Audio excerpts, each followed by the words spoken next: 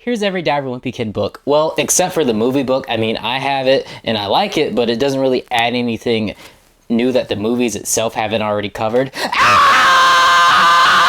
Most public school kids remember the Scholastic Book Fair, right? I mean, if you were lucky, your parents gave you money to get something. I still remember a few things that I actually got there. Hot Wheels World Race for the PC, which is a decent racer, but I didn't actually get to play it until like I was well into high school. Guinness World Records Gamer Edition, and then the first Diary of a Wimpy Kid in paperback and the Diary of a Wimpy Kid do-it-yourself book. Like most kids, Diary of a Wimpy Kid was the gold standard of literature back then. Everyone read those books at least once. Now, the author of Diary of a Wimpy Kid, Jeff Kinney's journey into creating Diary of a Wimpy Kid is a fascinating story about persistence and creativity. He started developing the concept in the late 1990s, and initially, he didn't intend on it to be a children's book at all. Originally, Kinney envisioned Diary of a Wimpy Kid as a series aimed at adults, reflecting on the challenges of middle school in a relatable and humorous way. The story of Greg Heffley, the Wimpy Kid, evolved over several years, as Kinney spent nearly 8 years perfecting the concept before it was published. During those years, Kinney began posting Diary of a Wimpy Kid online, building an audience with this serialized web version on funbrain.com, which probably just unlocked an old memory for some of y'all. Well, here's another one for you. Remember the game Mighty Guy? Remember Pop Tropica? Remember the Apple Jacks commercial? Here I come, I am cinnamon. Here I come, I am cinnamon. The online format allowed readers to access Greg's adventures for free, creating a solid fan base before the book was even published. Kinney's work was so popular that Funbrain hosted it on its site, which drew millions of readers who eagerly followed Greg's diary entries. This popularity in Kinney's work with the online game Pop Tropica, which he created as an educational virtual world for kids, played a pivotal role in expanding his influence. Pop Tropica became a key platform where kids of Diary of a Wimpy Kid could interact with elements from the book series. In Pop Tropica, Kinney incorporated Diary of a Wimpy Kid characters, adding themed islands and storylines based on Greg's world, allowing fans to experience the book's universe in an interactive way. This was innovative, making Diary of a Wimpy Kid accessible to a young audience through both reading and gaming. When it comes to getting Diary of a Wimpy Kid published, Kinney faced several rejections, as many publishers were unsure if the illustrated novel format with its mix of diary entries and character sketches would resonate. Eventually, Abram Books took a chance on him, releasing the first book in 2007. It quickly became a bestseller as kids everywhere related to Greg's awkward, humorous adventures. So, as the title says, I read and watched every Diary of a Wimpy Kid book and video, so let's get to it. The story introduces Greg as he begins middle school, navigating the chaos of social status and his own ambitions. From the beginning, Greg makes it very clear that he is keeping a journal and not a diary, thanks to his mom. This detail feels a little dated using terms like sissies, but we'll skip that. From the start, we are seeing a bit of Greg's character, a mix of insecurity and his attempts to stay cool. Greg quickly establishes himself as a kid with big dreams of fame and fortune, although he openly disdains everyone around him. Finding them all stupid, he shares his views on middle school social hierarchy with a memorable line. But of course, now I don't get any credit for sticking with the girls all the time.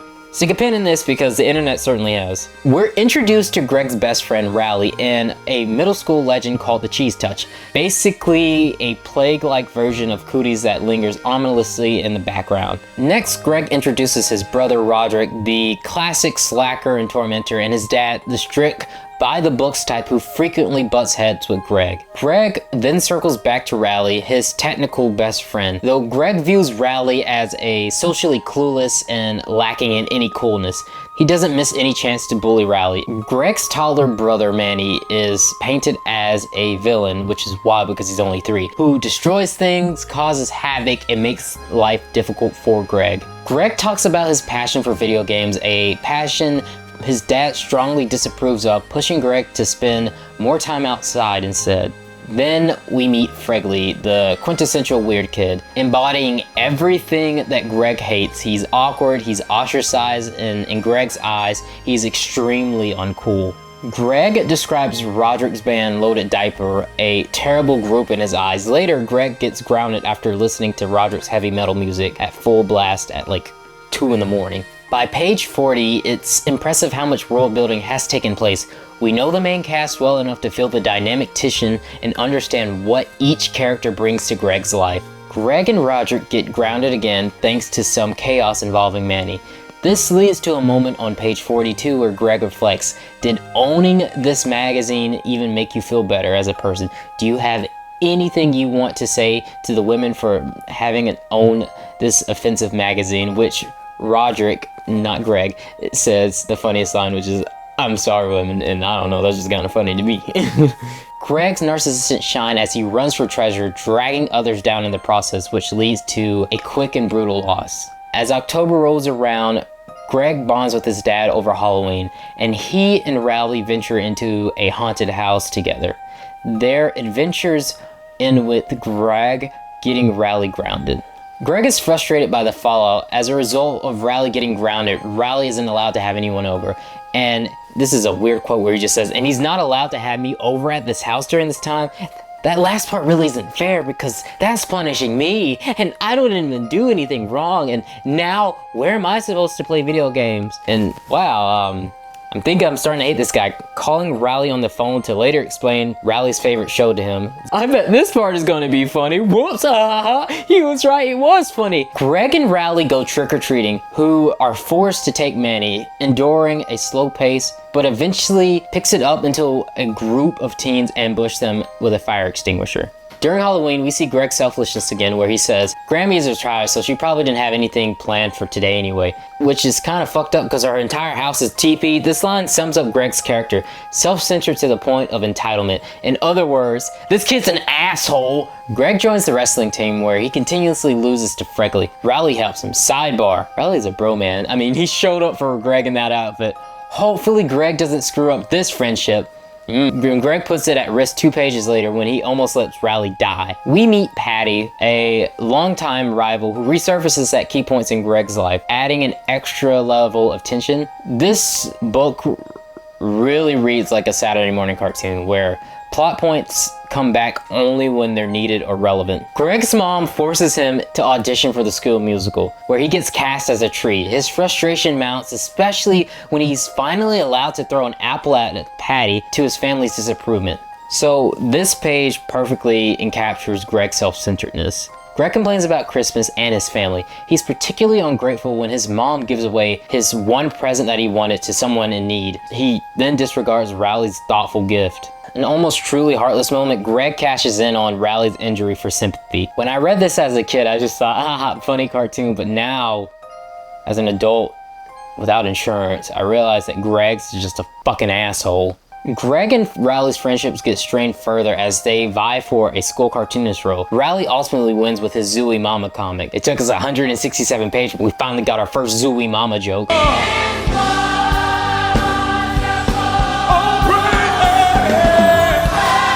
Truly the pinnacle of comedy. Greg lets Rowley get suspended from the safety patrol after he's caught tormenting kids in Rowley's jacket. Greg, in like a typical fashion, does nothing to help Rowley and rationalize. I decided the right thing to do was to just let Rowley take one for the team this time around.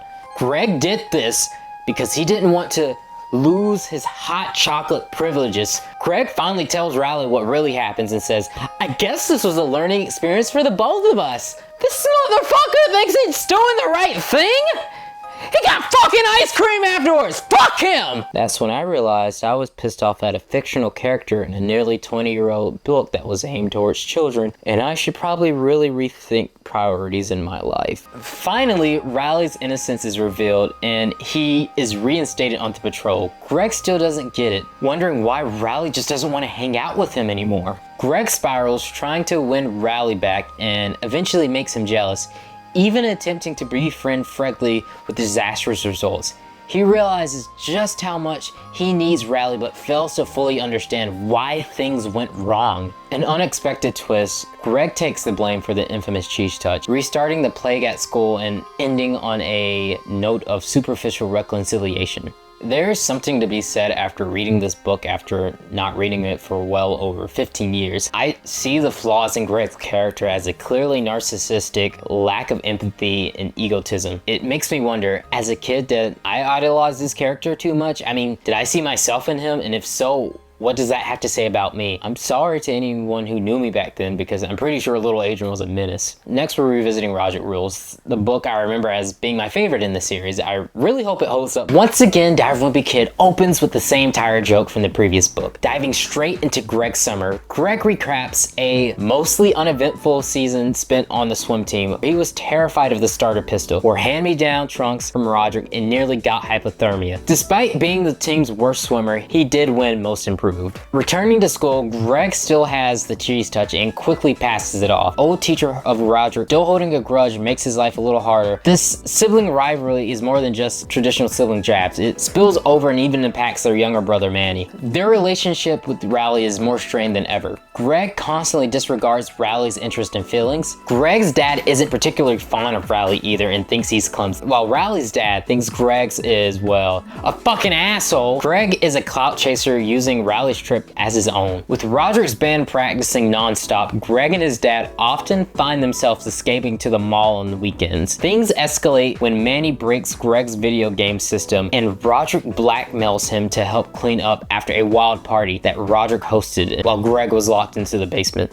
Greg and Rowley's friendship deteriorates further. Greg prioritizes impressing others over his friend's feeling, especially with Chirag Gupta, another classmate who Greg bullies mercilessly. He takes it a step further by making up lies, cashing in mom books for fake deeds, and even forging fake mom books after finding the currency she uses in one of Rowley's board games. Rowley out here looking like a housewife who finally admits, I'm pregnant, and then Greg's like, I gotta go. Eventually, their mom catches them, ending the mom book system and making them clean the garage as punishment. And really, it was Greg that needed to clean the garage, but then Rowley was just like, showed up and Greg was like, oh, mom says we have to clean the garage. At Thanksgiving, Greg and Rodrick do their best to avoid their family. Greg hides to play video games while his dad retreats to his Civil War figurines. Their dad later catches a photo from Rodrick's wild party, grounding both Greg and Rodrick. Forced to visit their grandpa, who's thrilled to have them, Greg faces awful food, dated board games, and sharing a bed with his grandpa. The book tries to show some character development. Greg helps Rodrick with the science project to keep him from failing school, but just when it seems Greg might turn a new leaf, he returns to treating Rowley as a punching bag, even risking his safety in the talent show. Ultimately, Rodrick Rules does something the first book couldn't. It gives Greg a foil in Rodrick. Rodrick's a bit more ruthless and clever, balancing Greg's selfishness. Greg might still be a jerk, but at least the rivalry with Rodrick provides some structure amid the chaotic episode. However, the overall plot structure lacks cohesiveness. Instead, it hops from one major event to the next, using Greg's increasingly problematic behavior as the only consistent element. Diary of a Wimpy Kid Rodrick Rules tries to layer Greg's conflicts, family, friends, school, but the storyline remains fragmented as it's just Greg causing chaos for laughs. Diary of a Wimpy Kid, The Last Straw. This book kicks off New Year's Day with Greg setting his resolution to make everyone else around him improve because according to him, like the narcissistic son of a bitch that he is, he's already perfect. Predictably, this pisses off his family. Greg's dad actually tries out his own resolution by forcing Greg up early for school, leading Greg to desperately cling to his mom's cozy Christmas robes by the heater vent each morning. Christmas was a bust for Greg. Months of sweet-talking relatives backfired. All he got was clothing and a responsibility upgrade. Now he's expected to do his own laundry. Oh, boo-hoo. But it's not just him. He's stuck walking a quarter mile to school since this bus zone got rezoned, making his mornings even worse. Greg's younger brother Manny has taken up to staying late, watching TV with their mom, leaving Greg stuck watching toddler shows instead of anything remotely interesting. He recalls how his dad once tried to scare him into his bed with the Giving Tree, or more specifically, Shel Silverstone's freaky author photo. And to be fair to Greg, that was a scary photo.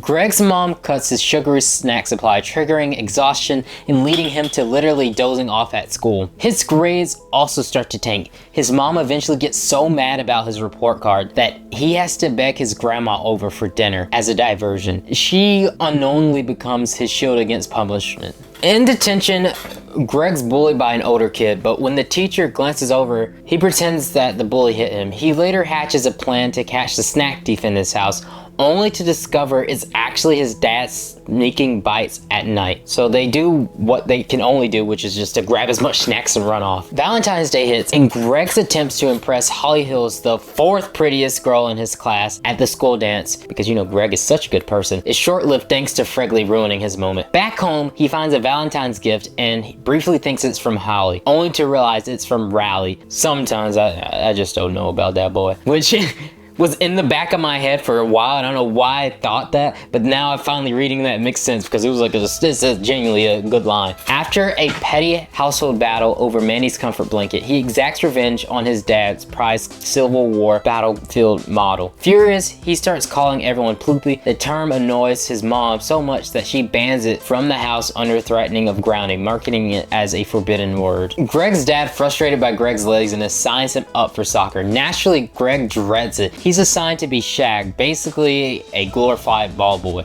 His team loses and Greg becomes the target for his team's frustrations. His dad, mortified by the whole ordeal, especially after Greg's big fall makes it into the local paper.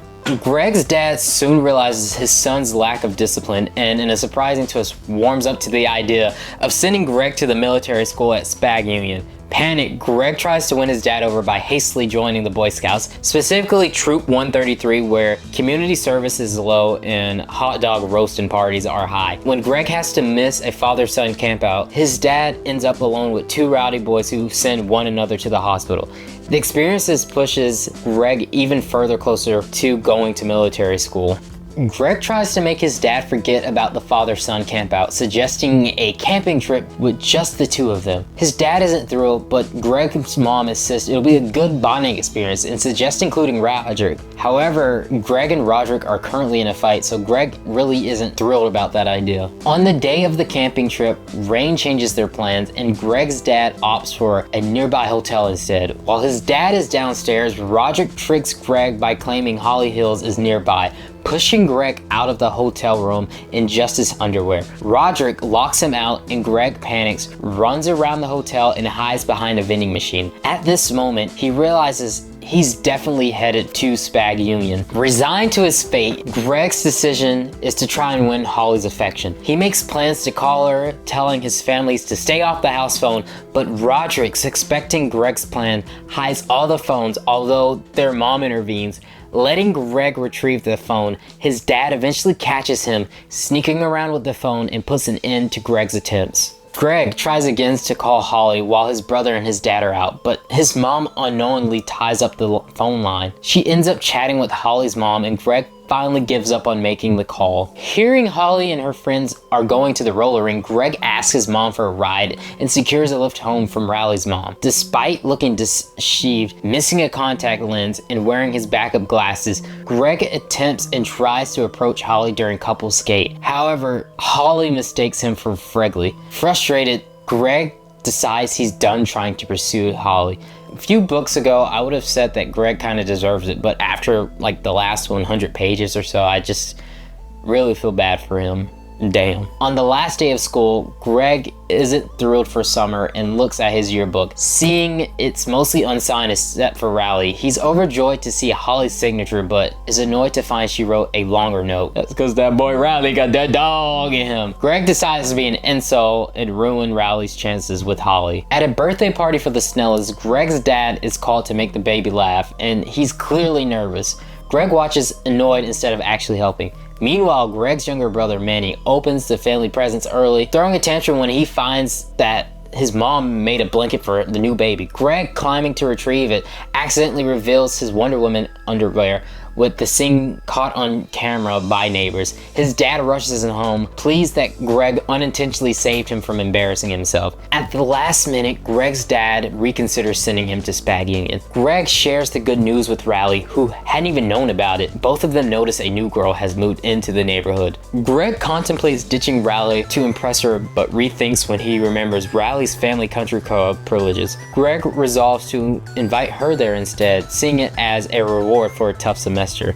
In Diary of a Wimpy Kid Dog Days, we follow Greg Heffley as he navigates a summer packed with everything he hates: outdoor activities, his family, and a series of genius schemes that go wrong. From his mother's over-enthusiasm about him to enjoy the sun, to the painful mishaps at the pool and beyond. Greg's idea of a perfect summer spent in the dark with his video games is constantly interrupted. Greg even says, "I'm just trying to protect my skin," comparing his routine to how his mom's lifestyle made her look wrinkly. This boy sucks. Greg tries his luck at Rowley's country club pool, where things get a little complicated. After inviting Trisha, a new girl, to hang out, she ditches them for a lifeguard, leading Greg to conclude, we're better off going for the older leader since we're bachelors. That fun doesn't last long, and Greg's critical opinions about the club's amenities gets him banned.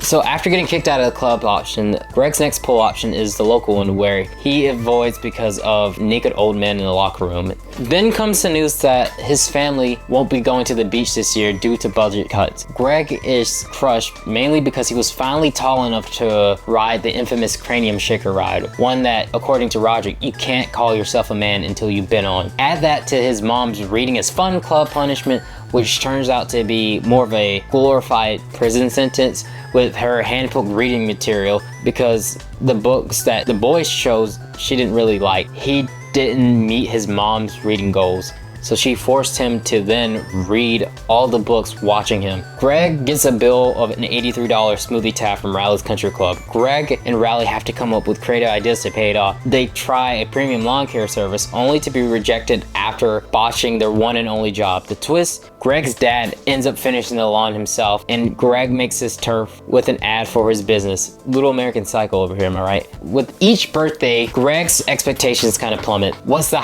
birthday gift of this year? Which it's just a phone, restricted to only being able to call his parents and the police. He's psyched to get some money, but it's immediately confiscated by his mom to pay back Rowley's dad for the smoothies. It doesn't really help that their new dog eats half of his birthday cake. Going back to the dog, the family gets a dog named Sweetie. Sweetie drives Greg nuts, barking at the TV, hogging all the bed, and slobbering all over his pillow. Greg said, "I'd probably be famous if I had my own reality show by now." One of the summer's final family bonding disasters is a 4th of July trip to the pool, complete with Greg's dreaded locker room horrors and Rodrick's scary watermelon seed myth, which of course gives us this insane frame. The day wraps with fireworks at the country club. The sudden appearance of a back-to-school ad sends him into a panic. His mom will turn it into an all-day event, which is so real. Desperate to avoid this ordeal, Greg asks his dad to handle the shopping for him, but amidst the frenzy, they forget about Sweetie, the family dog, who disrupts Greg's summer plans. Instead of enjoying his vacation, Greg feels the weight of responsibility and frustration, especially as he yearns for the attention of Heather Hills, the older sister of his crush Holly Hills. Man, this boy a pig.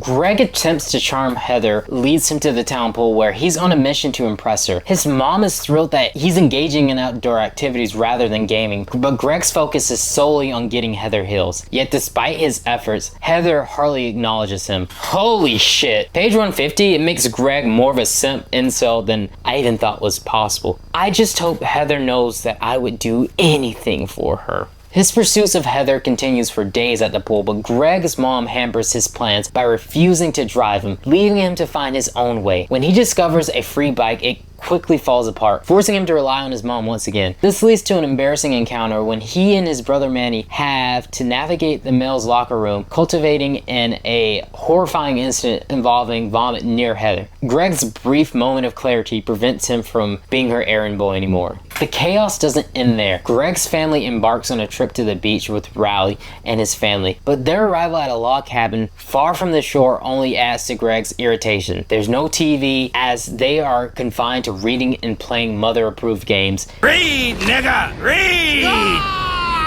Sharing a bed with Rowley proves to be a challenge, especially when Rowley's night terrors disrupts Greg's sleep. After 3 days of seclusion and the surreal quirks of Rowley's family, who shares one ice cream, Greg decides he's had enough. He spends his last $5 on the cranium shaker ride, only to end up in trouble for sneaking off with Rowley at the arcade. The encounter results in a fierce scolding from Rowley's parents, and Greg is eventually kicked out of the cabin. At home, the aftermath of the beach trip leaves Greg and his dad at odds. His dad's mysterious behavior, including a note that implies selling Greg, only fuels in his anxiety. A misunderstanding at a gas station further complicates things when Greg inadvertently contacts the police, believing his dad's intention was to sell him, which is insane. The tension culminates when Greg's family decides to get rid of Sweetie, sending the dog to Greg's grandmother. This strains Greg's relationship with his dad. A shared disdain for the new Little Cuties comic helps bridge the gap.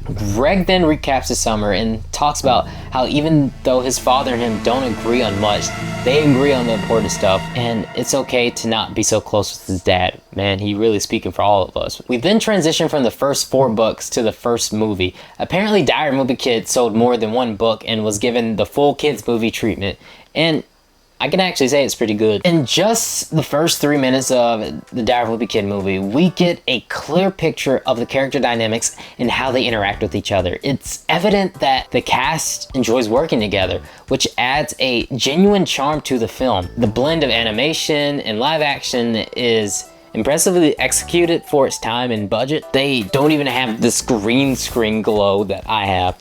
The movie flows much more smoothly than the original book, making it more engaging for younger audiences and people in general. It's almost reminiscent of a kid's version of Mean Girls, with Greg serving as a mix of Regina George and Cathy Heron. Within the first 12 minutes, we grasp the social hierarchy of Greg's school, making it relatable to anyone who has navigated the trials of adolescence. And hell yeah, they got my girl Chloe Grace Moretz up here. I love you. Stop! Good God, man! You almost got the cheese touch. I forgot about the Chirag "Stop! Good God, man" line is so good. Even if the movie is a little dated with the accent, I don't know why I just did it. The innocence of Rowley contrasts sharply with Greg's more. In other words, Greg is still a scummy asshole. One of my favorite lines is that I missed as a kid was, "I didn't know Rodrick was into motorcycles." It's such a good line that went over my head as a kid. It highlights how Rodrick, Greg's older brother, is portrayed with charisma rather than the outright psychopathic tendencies depicted in the books. His teasing feels relatable and familiar, simplifying the film's exploration of sibling dynamics. Meanwhile, Greg's challenges, like where to sit at lunch, seems trivial but captures the essence of middle school angst and the slight embarrassment he gets from wrestling Patty Farrell. It does give us that line of, She's a girl. What do I grab her? story of my life, bro. So the Halloween segment is pretty endearing, almost Ferris Bueller-esque in its humor and charming. Kid actors often struggle with chemistry, but in this case, the ensemble flows effortlessly. Steve Zahn as Greg's dad Frank is such an underrated actor. It's crazy how my first movie I watched of him was in Daddy Daycare. Does anyone actually remember that movie? How long ago was that? Mortality is fleeting. Greg and Rowley join the safety patrol. You can tell someone on staff really liked the movie Hot Fuzz because they do the entire suit up scene. As the story progresses, Greg's poor decision leads him to accidentally breaking Rowley's arm, showcasing a darker side of his character. Yet the actor imbues Greg with enough hope that we don't outright dislike him. Even with his flaws, there's a glimpse of vulnerability. Even with the vulnerability, there are reminiscences of darker themes, like that makes him like a tiny American Psycho.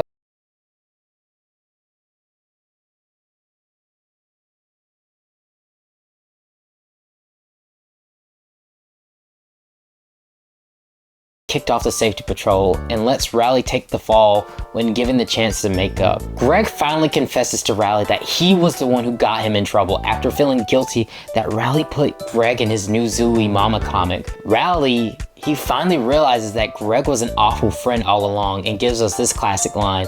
Ready for the funny part? Well, I'm the one who terrorized those kids. If you were a great friend, you would have told Mr. Winsky the truth. Okay, one thing.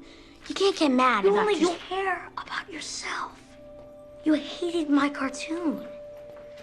You made fun of my clothes. You disrespected Joshy. You broke my hand and you didn't even seem sorry. That broken hand was the best thing that ever happened to you. Don't call me. Don't come by my house. We're done.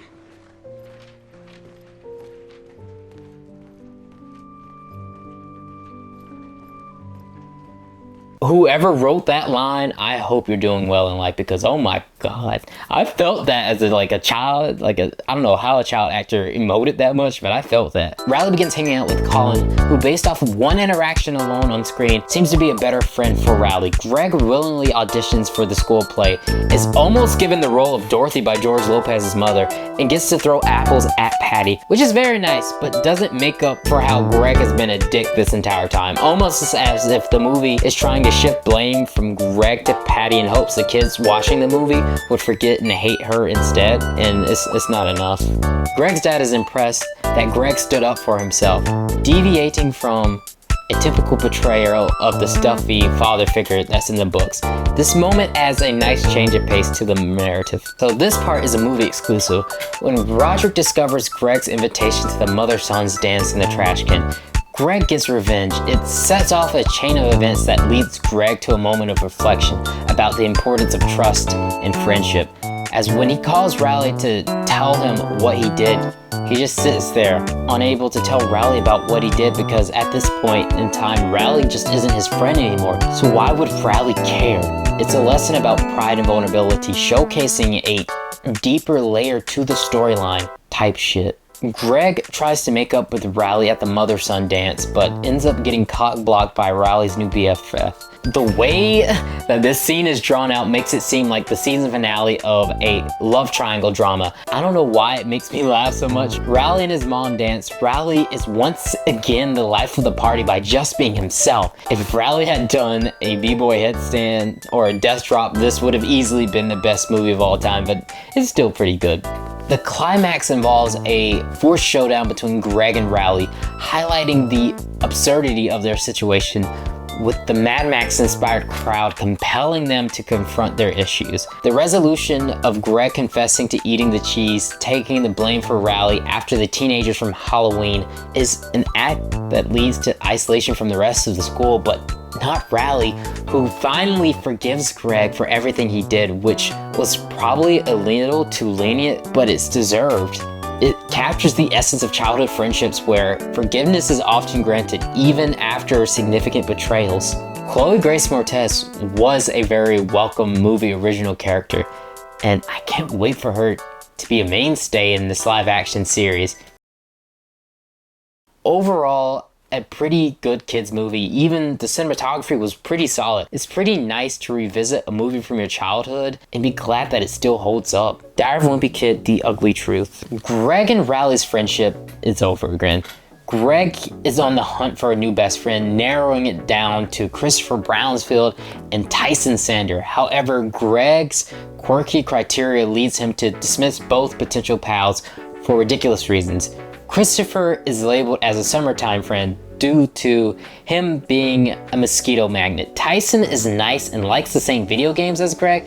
Greg can't get past the fact that he pees at urinals with his pants all the way down. I remember a kid would do that in elementary school, and I don't really blame Greg for that. He ruled out Fregley a long time ago as a friend. It's gonna make someone a happy spouse or the best BDSM partner. Greg is still open to having Rowley return into his life. However, Rowley better apologize soon or he's gonna forget him. Meanwhile, Rowley has found a new friend, Brian, through a Big Brother program, which infuriates Greg. He feels slighted that his best friend is getting a paid mentorship when he's been a free role model all along. This kid is great. Rowley was even so oblivious that he wasn't even aware when another cool Brian showed up. As the school year begins, Greg believes this will be his year. Despite the school's budget cuts leading to outdated hand-me-down books, he obsesses over the coolest kid, Jordan Jury's popularity. This year, he was the one who actually received Jordan Jury's book, which is the saddest thing ever to be excited about. He's the coolest kid in the grade above Greg, who throws the best parties, and having his book translates to serious popularity points. Being adult rereading these books makes you realize how stupid and insignificant some of these problems we had as children were. I mean, Greg, wait till you have to do taxes. It's not that bad. I don't know why I complained about taxes, but that's the only example I have right now. Greg's insecurity are further highlighted when he learns Rowley is going to a concert, prompting him to Photoshop photos so people don't realize how lame his life is in comparison. And I want to let Greg know, most people probably don't know exists. His mom catches him, reminding him of the dangers of social media and self-image, especially in adolescence, as Rodrick posted photos of his life and it makes him impossible for him to land a job. In health class, Greg navigates the awkwardness of sex education, recognizing that Rowley is far behind maturity and he still isn't able to tie his shoes. Greg's ambition shines through when he discovers an opening for the Peachy Breeze ice cream spokesperson role. However, he realizes that his dad might not be so keen on the role, as he hates the Peachy Breeze commercials more than he hates his little cutie ads. Greg tells his mom about the role, who thinks it's a perfect role for Manny, but is a little weirded out when Greg wants to do it. Greg's Uncle Gary's wedding adds a family dimension to the story. As the reception approaches at Gammy's house, we see the presence of family expectation. Gammy guilt strips about writing letters makes Greg feels guilty, as he hasn't even written out the starter letter that was placed on his desk by Gammy. With Greg's mom going back to school, chaos ensues at home. Manny and Rodrick's disastrous attempts at cooking shows how quickly things fall apart without her supervision. They went out to eat instead. After the meal, Rodrick spits his gum out and it lands on his dad's head. After his dad chased him around the parking lot, he hit a curb and twisted his ankle. It's only been a few days without their mom and there's already a serious accident. When helping with homework falls to Greg's dad, things go downhill. Unlike his mom, Greg's dad insists on teaching Greg, leading to frustration for both, as his dad yells at him for not understanding when he shows him how to do it. The childhood memories.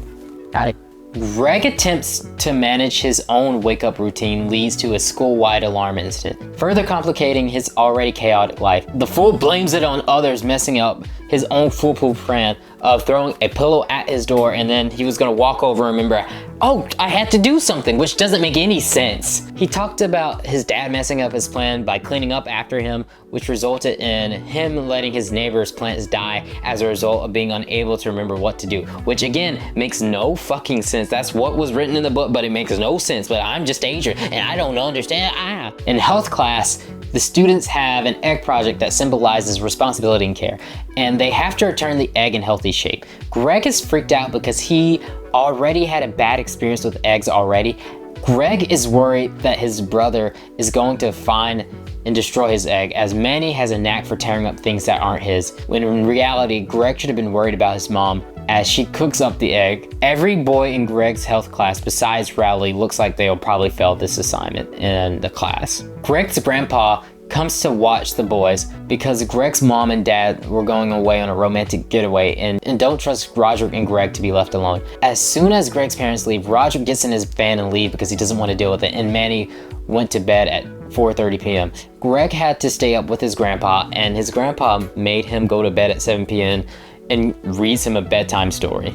As I'm reading through this book, it becomes more apparent of having plot points that don't leave a lasting impact on the audience. Almost a fast food sense of writing where you don't really get any substance after reading it. On single read seems fine, but doesn't really reward people for rereading. You'll forget everything that was in this book like an hour after reading it. Anyway, to add fuel to the flame, Greg's family gets a maid.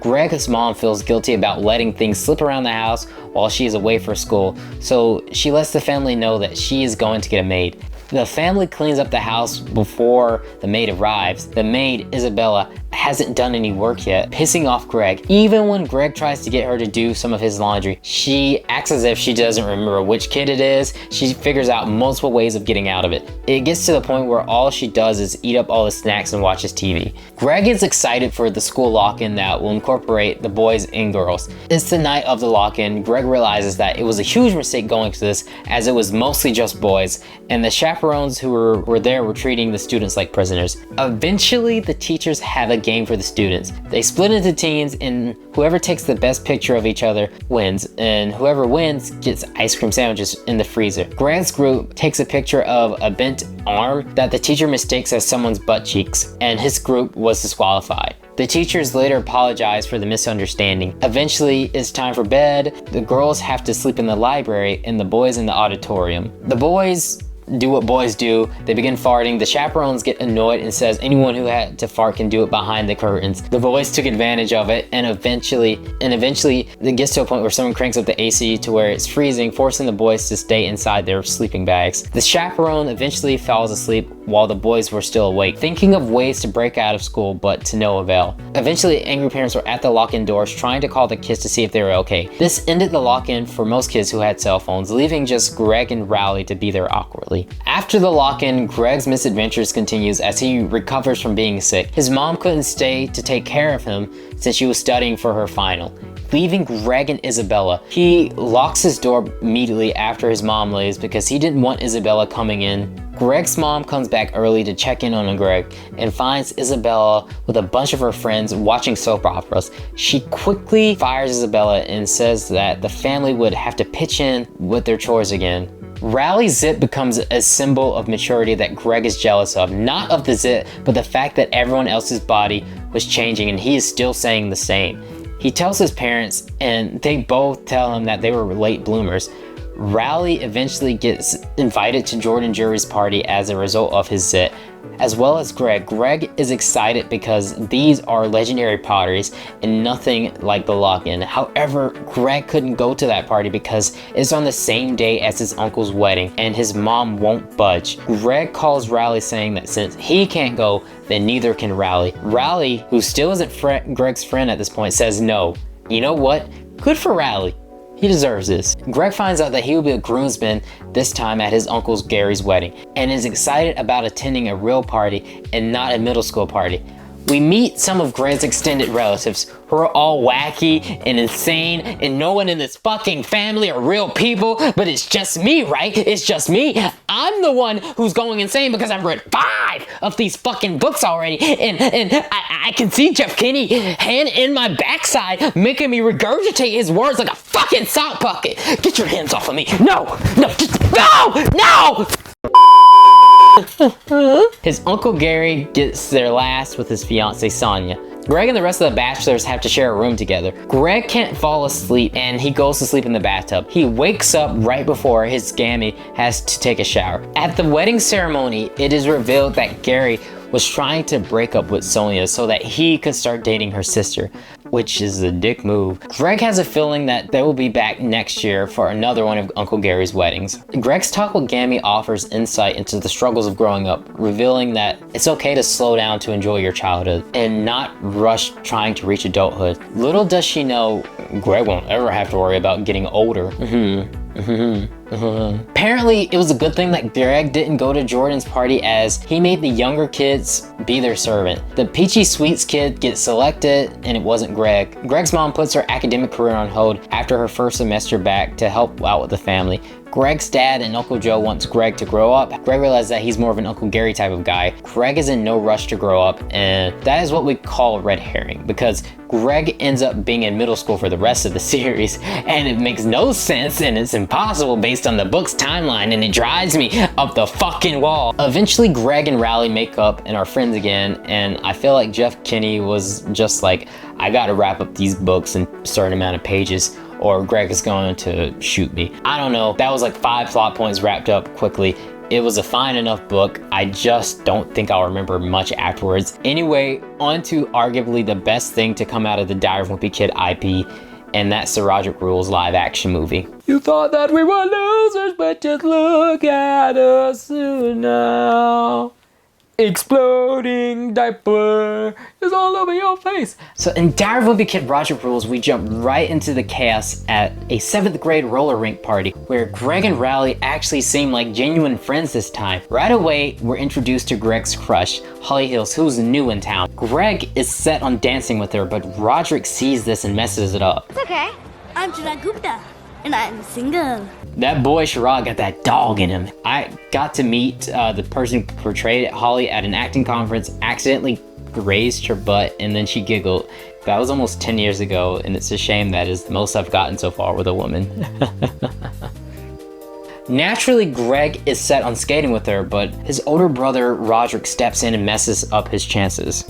Greg then breaks into a monologue about the struggles of having a brother, with Rodrick's antics and Greg's frustration setting the tone of the film. Greg's mom introduces mom books as a way to encourage them to get along, which, surprise, surprise, doesn't work out so well. Meanwhile, Greg realizes that Rodrick isn't the only one causing trouble. Manny, his younger brother, also has a habit of breaking his things and getting him in trouble.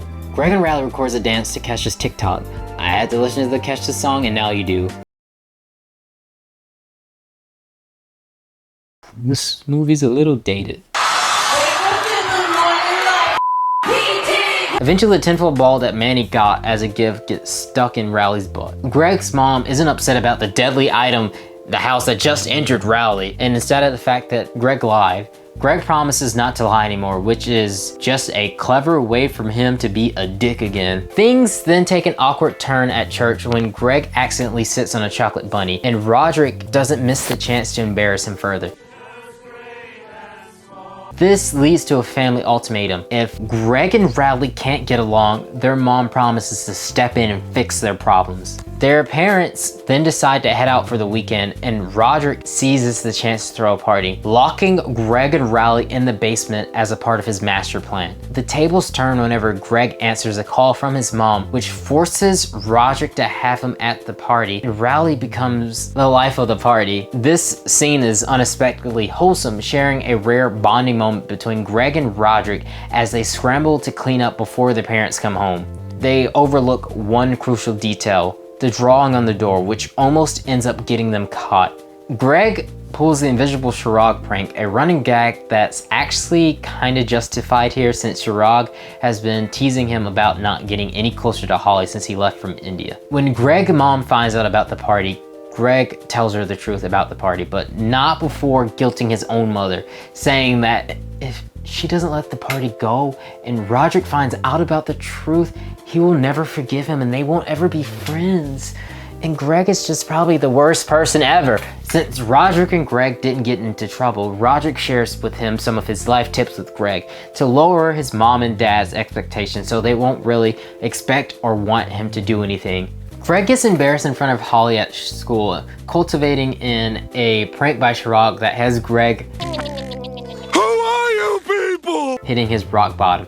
Rodrick feels for his brother and takes him out, a surprising, touching scene where they head out together for a guy's night. Things get chaotic when their coach chases them for throwing fake vomit on his vehicle. They escape and have a nice night together. Dude who plays Rodrick is such a good actor. I mean, no wonder he was cast in Oppenheimer. Isn't it crazy that Christopher Nolan watched Rodrick Rules? I mean, one of the best directors of our time, who made all those great movies, who made Interstellar, watched this kid's movie and was like, I want that actor. There's an actor from Diary of a Wimpy Kid, who I grew up watching. Rodrick rules. Yes! Rodrick rules, yes! Next thing you know, Quentin Tarantino is gonna cast Jerry Trainor in like Pulp Fiction 2. When they get back from their night out, Greg's mom and dad finds out about the door, as well as a secret party.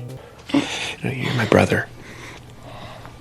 She'll never be my friend. Rodrick promises to make Greg regret his life. Since they can't be trusted to be alone, they stay with their grandpa over the weekend.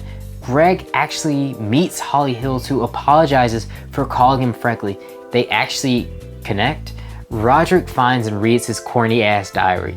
Greg chases around Rodrick before he can give his diary to Holly. Greg gets it not before Rodrick records Greg running around in his underwear. The film builds up to the talent show where Rodrick Band is gonna play at the talent show without him, which devastates Rodrick. Greg and his mom strike a deal. Greg will help Rowley with his lame magic act Rodrick can get to perform. Turns out to actually be fun for Greg and Rowley. That should have been me. When Rodrick's band takes the stage, the disastrous performance somehow turns into a crowd pleaser, with Greg and Rodrick finally making up and coming to a momentary truce. The Diary of a Wimpy Kid live action films are surprisingly wholesome, and Rodrick Rules holds up with plenty of memorable moments and strong character dynamics. I don't know, I haven't watched this movie in years, but I still remember the talent show and it was pretty good. Overall, it was a really good movie. We're 2 for 3 good Diary of a Wimpy Kid movies. Let's keep this momentum going, yeah. The show begins with Greg's unique holiday challenge, being good just long enough to get decent Christmas gifts. He's paranoid about Santa, imagining him as a lurking presence waiting to catch any naughty behavior. His anxiety isn't helped by the homemade Santa Scout, a doll designed to monitor him, essentially amplifies Greg's holiday paranoia. His family is hanging up ornaments on the tree. Greg's younger brother Manty throws a tantrum when he doesn't get to hang up his ornaments first.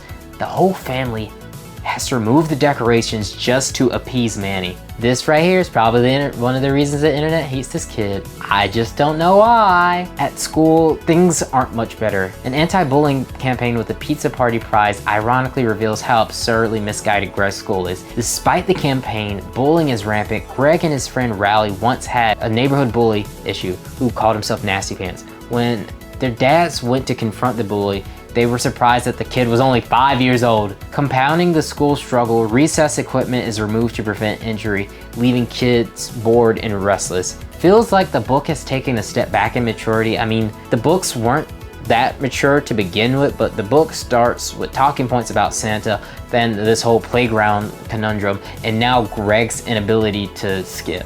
It seems like the author was told to dial it back even further for a younger audience. As Christmas approaches, Greg recounts past holiday memories. A notable memory includes his early obsession with a doll and later a grapefruit after he loses the doll, which he uses to cope with his mom's pregnancy with Manny.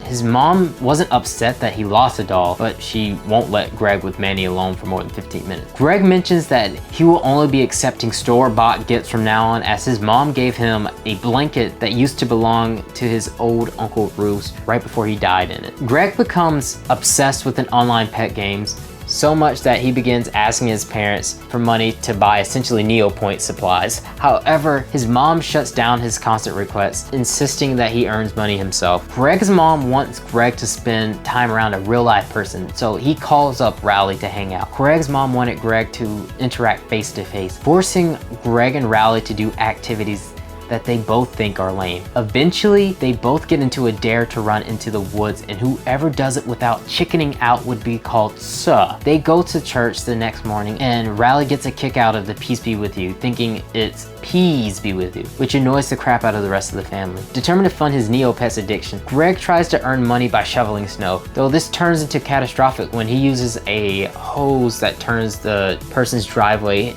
into an ice sheet. Greg's school has been cracking down on junk food, forcing everyone to eat healthier, only providing healthier snacks to purchase, due to the kids drinking too much energy drinks and going without withdrawals. And holy shit, look at page 97 and 98. These kids are addicts. Diary of a Wimpy Kid is like the wake-up call, the AA meeting that the world desperately needed to see. Greg's school falls below the health level. Greg tries to get out of doing any fitness, but is unable to. Greg's money woes worsens when he tries to sell an autographed book only to discover it's forged, signed by his mom. Greg somewhat forgives his mom, though, as he forgets to get a gift for his class, a Secret Santa in class, and has his mom grab him a gift. She forgets to have it written under anonymous.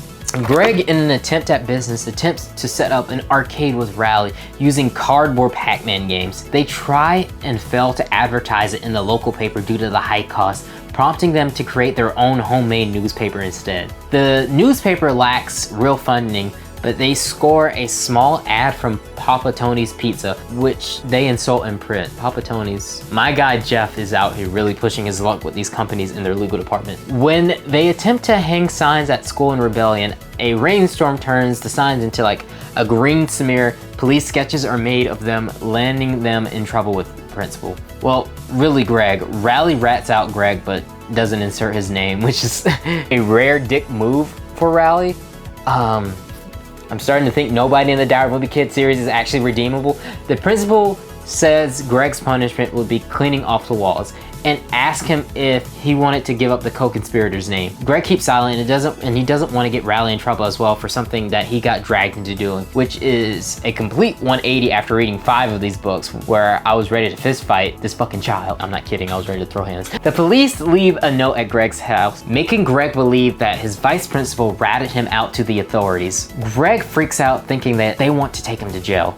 Greg avoids potential jail time because a blizzard happens, which traps the family indoor. Greg's younger brother Manny takes control in ways only he can. He locks everyone out of basic comfort, hogging the TV and changing the fuse box to keep power only in his room, making his family believe that the house didn't have any power in it.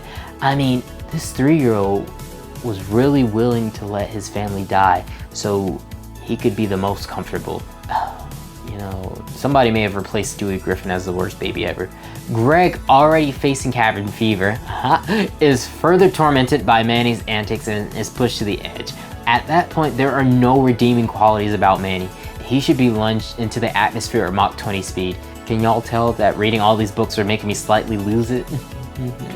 Please like and subscribe. By Christmas Eve, when the storm clears, Greg dons a ski mask to deliver a toy to the police station charity, afraid that they might recognize him from his accidental vandalizing. Despite all of his mishaps, Greg has a surprising Christmas gift waiting. His mom waited in line so that he could get his author's favorite signature. And surprising to us, Greg makes the local paper for shoveling snow to help the community, earning him a brief recognition as the mass do-gooder. Though he couldn't stay anonymous for long, it's a rare win for Greg that's kind of deserved. Outside of Manny being a psychopath, this was a pretty well-rounded and fun to read through book.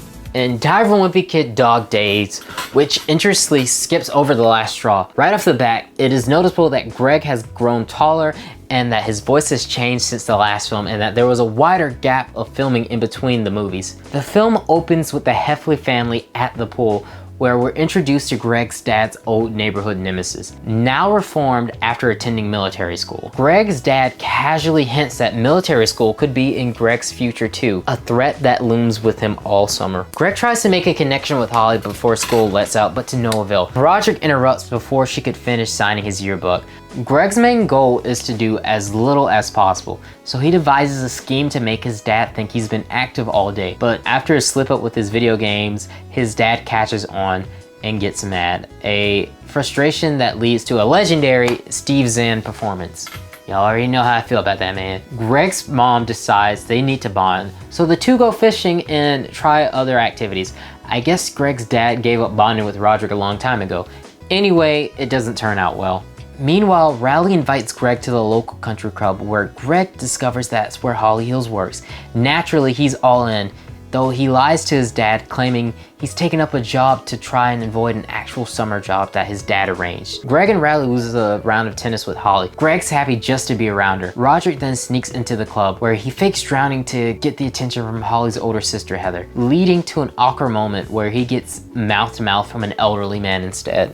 At a 4th of July party, Greg's dad feels inadequate compared to the host and decides to up his family status by getting a dog and encouraging Greg to join the Boy Scouts. The next day, they adopt a dog and Greg instantly regrets it because of all the responsibility. Greg and Rowley are at the beach and Rowley's parents are being weird, forcing everyone to share an ice cream cone, which is just weirder visually than reading. Eventually, the boys run around the boardwalk doing crazy stuff. Greg and Rowley eventually make it onto the cranium shaker, where they admit their darkest secrets to each other. I went to the bathroom and I didn't wash my hands. One time, I used your toothbrush to get dog poop off my shoe. Wait, what? Greg is an asshole friend yet again. Eventually they get off the ride and Rowley is devastated as his parents are disappointed in him. Greg and Rowley have to share a bed together. Greg can't handle being on this trip anymore with Rowley's family. He sends an email to his mom and accidentally sends it all to Rowley's dad's contacts. Greg uses his phone to call the police and they tackle Rowley's dad to the ground. The trip is cut short for Greg as Rowley has seemingly been trying to avoid Greg, even lying saying he was going to the country club. The dog creates more havoc when it grabs Manny's favorite toy thingy, Greg and his dad have to chase after it, luring it away with the pot roast his mom was serving for dinner. They clean up before anyone else in the family notices, but the family has to eat that disgusting pot roast, which is kind of funny. Later at the country club, Greg admits to Holly he just wanted to spend more time with her, and in a move to save Heather's party, Greg gets Rodrick's band Loaded Diapers to perform. Rodrick, in a rare show of brotherly affection, even gives Greg a hug. Rowley is too pure for this world, feeling horrible about lying to Greg, but Greg's web of lies finally catches up to him, forcing his dad to bail him out, disappointing him even further. Rodrick finds a brochure for the dreaded Spag Union military school, putting Greg's summer shenanigans on thin ice. In a last-ditch effort to redeem himself, Greg attends a Boy Scout campout with his dad, determined to prove he's changed. Greg messes up yet again, accidentally hurting his dad while trying to scare off the muddy hand monster. But a breakthrough happens when Greg overhears his dad rival Stan trash-talking him. In a surprising show of loyalty, Greg sneaks into Stan's tent, almost getting caught but managing to expose Stan as a fraud. This shared victory brings Greg and his dad closer, finally delivering that father-son bonding moment. Greg avoids being sent to Spag Union. At Heather Hill's party, Rodrick serenades her with another dated song, embarrassing her. A much quieter finale than the previous movies, but it's still a neat wrap-up. Greg finally wins Holly over, which is more than he ever managed to do in the books. Overall, a pretty solid trilogy. I know that there's another live-action film after these, and I'm sure it's just as good as the other. Greg Heffley introduces the story with a take on his memories, dating back to birth, including swimming around in the dark and listening to his parents' conversations through his mom's belly. This segment acts as a kind of an origin story recounting early memories like his coddling in preschool, a failed attempt at skipping a grade, and hand-me-downs from his brother Rodrick. This feels almost like a soft reset for Greg's backstory, as we didn't get to hear any of this beforehand. Manny, Greg's younger brother, has had a much different upbringing with fewer rules. Manny's overactive imagination leads to countless imaginative friends his family reluctantly includes in their activities. Attempting to build social skills, the family visits a pizza arcade, but Manny panics and hides in a slide, forcing Greg to retreat him. Eventually, Greg himself gets spooked out after a kid throws up and an employee has to get him and Manny out. We're at about page 40, and it seems like the author of this series is actually interested in making long-form stories instead of going from plot point to plot point. It is also a way for him to stretch out each book's timeline of length, as these 40 pages only really cover 2 days of Greg's life, and it seems like this will be the norm for the rest of the books, as logically, Greg should be in 8th grade at this point, and the books only seem that they'll cover Greg's time in middle school, which, if the books itself had stayed at the pace of 1 book equals 1 year, Greg would probably be well into adulthood, but that's a discussion for later on. Greg's Uncle Gary, a freeloading relative who's made poor financial choices, moves in, relying on Greg's parents. This is a stress point in the family, especially given Greg's night terrors and his borrowing money for lottery tickets. Gary's interactions and unsuccessful attempts to find works emphasizes the contrast within the Heffley family values, specifically Greg's dad. Remember that point I just said the author about making long-form storytelling? Never mind, because he's returning the plot point to plot point. Ballroom dancing becomes a mandatory school activity, much to Greg's dismay. Unable to find a female partner, he's paired with other unchosen boys. The class feels chaotic, but Greg's perspective remains funny as he grumbles about the setup. A school assembly featuring a hypnotist sparks memories of past assemblies for Greg, from anti-drug talk to a narc who Greg admires. Greg thinks this would be the perfect job for him, and now all I have is an image in the back of my head of Greg replacing Jonah Hill in 21 Jump Street. This assembly introduces the student council election, prompting Greg to suggest that his friend Rowley run for social chairperson role, although Greg himself can't run due to detention. Greg becomes Rowley's campaign manager, excited about getting their schoolmates to support Rowley's bid. The lack of competition simplifies Rowley's win. The school is upset on the unmet campaign promises. particularly over softer toilet paper for the school. Uncle Gary continues his antics by asking Greg for money, frustrating Greg's dad. Gary's obsession with lottery tickets feels pretty ironic, given that one time he used a fake ticket to prank Greg's dad. It was revealed at the student council meeting that the teachers had gotten the premium toilet paper for themselves, but not for the students because it wasn't in the budget. Eventually, there was a compromise allowing for the students to bring whatever toilet paper that they wanted to from home. However, people went overboard, brought so much toilet paper, and started a war in the lunchroom. The school then acted like it was TSA, limiting the students to 5 toilet paper squares to school a day, which I don't believe is hygienic enough, but that's not the point. Anyway, Greg had stored his locker with 20 rolls of toilet paper by the time the rule went into effect, and Greg had to make sure to hide his supply, which, if you think about it, is just drug trafficking with extra steps. But anyway, Greg finds a bathroom that he has turned into his own private one, and it's like a tiny apartment for him. It falls apart as he forgets to remove the so no one else can use the bathroom. And eventually people find out that he's hoarding toilet paper and they steal his supply. The council decide to hold a Valentine's Day dance to fund future projects, prompting a sudden wave of interest from the boys at school eager for dates. Greg seeks advice from his Uncle Gary, who suggests sending himself candygrams to boost his social status and acting selective towards potential dates. It doesn't go well. Greg is still paranoid that he hasn't gotten a date to the prom yet, and most of the girls don't like him or just don't even know that he exists. His Uncle Gary suggests that he gets a wingman, and Greg believes that Rowley is the perfect wingman for him because he makes Greg look cool by just being himself. Rowley is hoping that Greg and him could both be wingmen for each other. However, Greg isn't really responsive to that idea.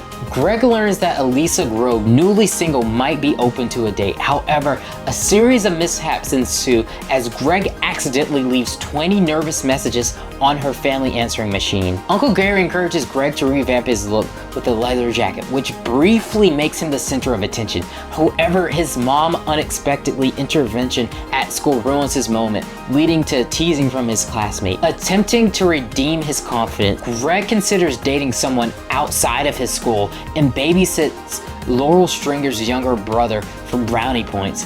His babysitting night becomes a disaster when the child locks Greg out, only for Greg to inadvertently and awkwardly trap himself in Laurel's room. As the Valentine's Day dance approaches, Greg convinces Rowley to form a friend group with Abigail, a fellow council member, and so they can all go together to the dance. Greg plans to outshine Rowley, hoping for a smoother evening with Abigail. Greg's Uncle Gary is more excited about the dance than Gary really is, suggesting that Greg wear a suit and spray some cologne, even getting Greg's dad to drive him to the store for a box of chocolate, which Greg ate most of it. The dance becomes a comedy of errors, from Rowley's chicken pox, hidden at Greg's insistence, to Greg's failed attempt to impress Abigail. Abigail and Rowley naturally bond, leaving Greg in the background. Eventually, Greg's jealousy gets the best of him, so he wrongly accuses Abigail of having chickenpox due to a pimple, creating an awkward end to the end of the night. After the Valentine's dance, Rowley and Abigail start dating. Uncle Gary wins the lottery, and Greg contracts chickenpox. Despite the misadventures, Greg finally gets some solitude alone, relaxing in a bubble bath. And love is the theme of this book, and it's a constant theme throughout, which is a nice change of pace instead of going from plot point to plot point. Oh, hi there, friend. I didn't notice you there. Yeah, just reading me some Wimpy Kid here. You know, in my youth, I used to be a Wimpy Kid. Why, being left may be alright. The book follows the events of the previous book for a change. Greg, he feels abandoned by his best friend Rowley, who spends all of his time with his new girlfriend Abigail, who even changes Rowley's opinions and appearances. Greg resents her for taking his friend and using Rowley for things Greg once did. Something that every friend whose best friend gets a girlfriend for the first time has to experience once. It's just a canon event. With Rowley no longer carrying Greg's stuff or walking to school with him, Greg resorts to using a roller bag, fearing encounters with local bullies and bandits calling themselves the Mingo Kids. They threaten Greg by saying Meckley's bell's gonna get them. And then I question, who's Meckley? Greg's mom notices his strained friendship with Rowley. She explains that most childhood friendships, as sad as it is, don't last. But Greg believes she doesn't understand boys at all. Greg struggles socially as Abigail monopolizes Rowley at lunch, leaving him isolated. Greg blames his lack of friends on the fact that his mom ruined it by throwing him a party, inviting a bunch of kids from his school and informing them to not bring gifts but books, which caught on with other parents and pisses off his classmates. Reflecting on the social cliques to school, he tries a find a friend program, only to end up, when clicking the button, an adult joining him, which is creepy in hindsight, but you know, we're just gonna skip over that as well. Greg envies even his younger brother's Manny social life. Even his grandfather has a girlfriend. When Greg's mom tries to help him by encouraging kindness, he recalls a failed school program for hero points that ended in chaos and kids getting detention. I mean, leaving kids who actually earned their hero points in trouble for it. I mean, look at this kid's face. He's gonna get revenge someday. This world shall know pain. Almighty push!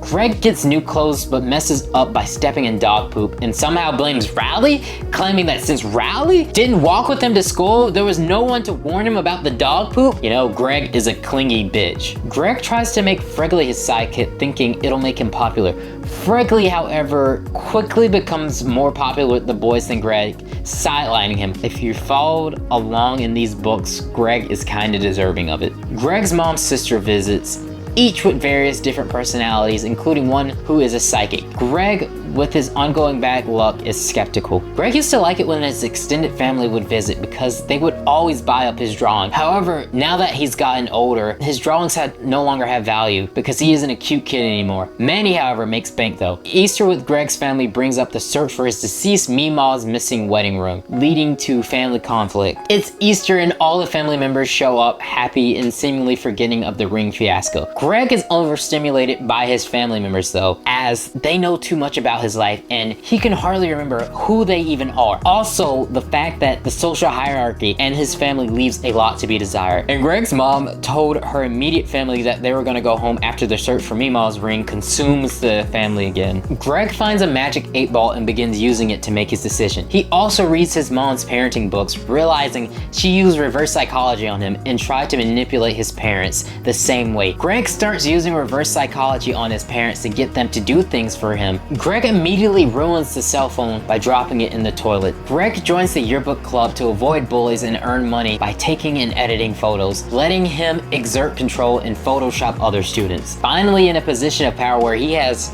some control over them. He's just a tiny little bastard, ain't he? His reliance on the 8-ball for school tests fails, leading him closer to attending summer school. The magic 8-ball is useless now, as the blue liquid falls out of it and Greg throws it out. Greg needs help to decide what to do for his science project, going to a shady kid who has a supply closet of old science projects throughout the years. Greg gets cold feet and doesn't buy a science project. Greg finds out that Rowley and Abigail are no longer a couple after she gets back with her ex-boyfriend, and Greg is still working on his science project, and he's glad that he didn't buy an old project because the place got raided. I just have an image of Greg Heffley in the Departed movie in my head. Just fucking kill me. Just fucking kill me. I am killing you.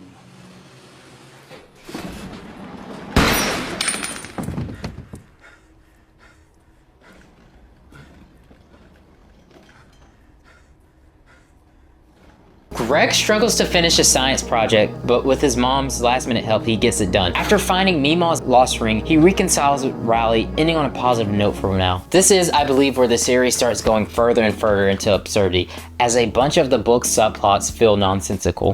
Greg's mom announces a family road trip, much to the dismay of Greg's dad, who wanted to use his boat over the summer. After some convincing and sacrifices, like packing light and banning electronics, the family sets out with a packed boat in tow. As the trip begins, Greg is stuck in the cramped back seats, feeling uncomfortable. His mom turns it into an educational experiences with games and brings along Flat Stanley for photos. A minor confession from Rodrick ruins the mood mood. The family first hotel stay goes poorly as Rodrick buys snacks instead of groceries.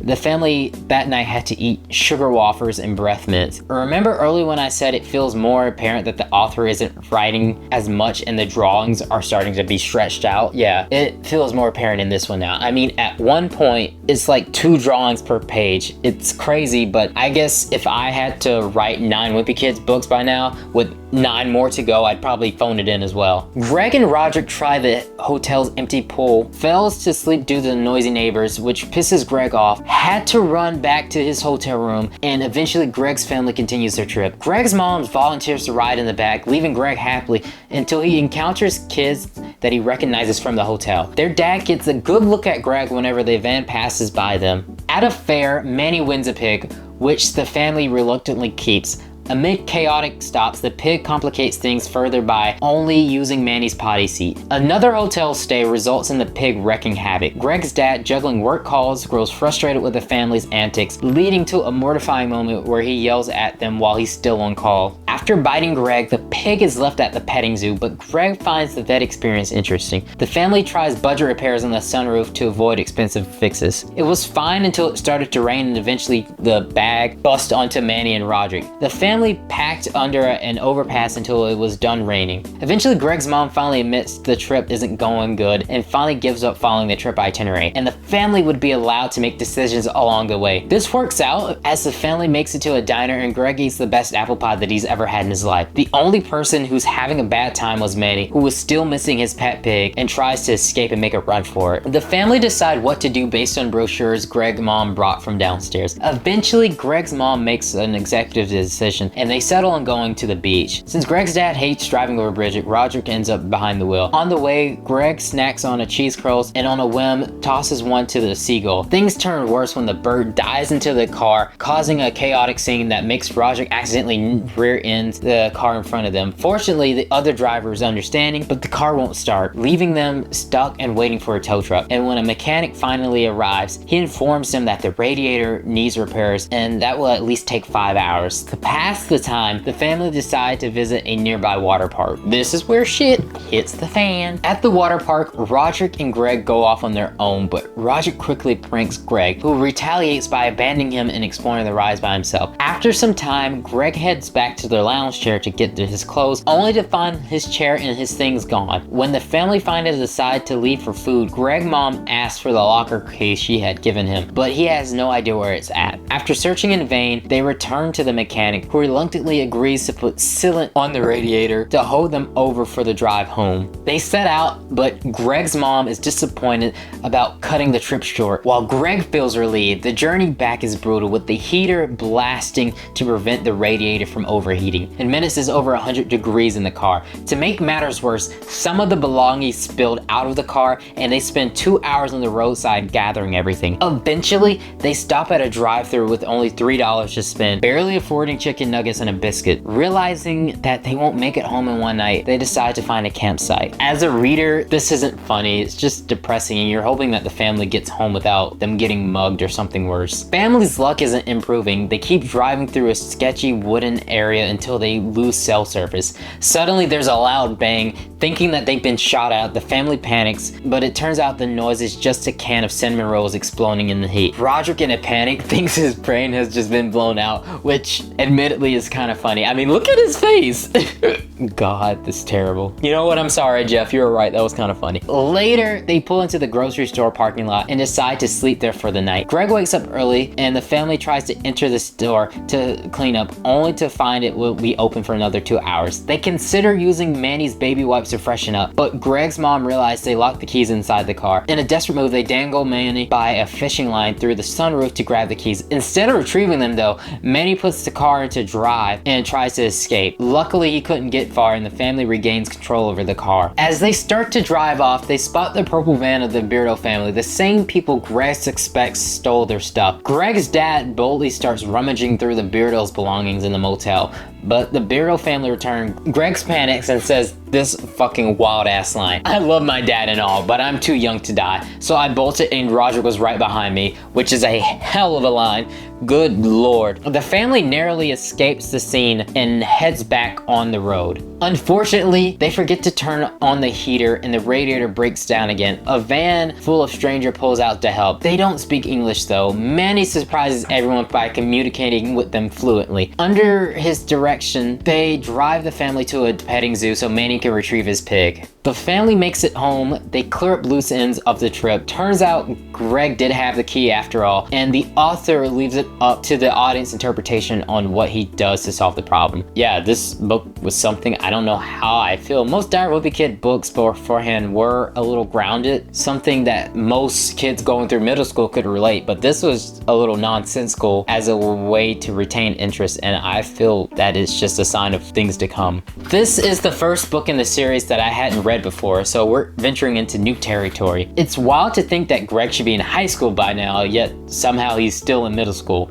caught in a time loop or some multiverse paradox bullshit. I don't know. Greg kicks off by discussing how older generations complain about kids these days and how life was supposedly better in the past. Greg disagrees, saying that technology makes now the best time to live. This puts him at odds with his mom, who thinks he needs to embrace simpler, older values. Greg wishes that his mom would get with the times and stop trying to put their ways onto each other. Oh, Greg, he doesn't realize how much control old people still want over young people's decisions. Over the summer, Greg attends a film camp, expecting it to be serious, but it turns out to be more like daycare. He only signed up to escape the chaos at home, especially since their pet pig is now acting suspiciously human. Remember what I said about the books starting to become more and more nonsensical? Yeah, this is a good example. Greg notes feeling stuck in middle school forever, which seems like a cheeky way for the author to be like, hey, I know you, Adrian. You're gonna spend all your fucking time on this stupid series making a video essay over a series that no one asked for because you're so stupid. You read about 9 of these books already and you yourself said that you hate reading. You will never get finished.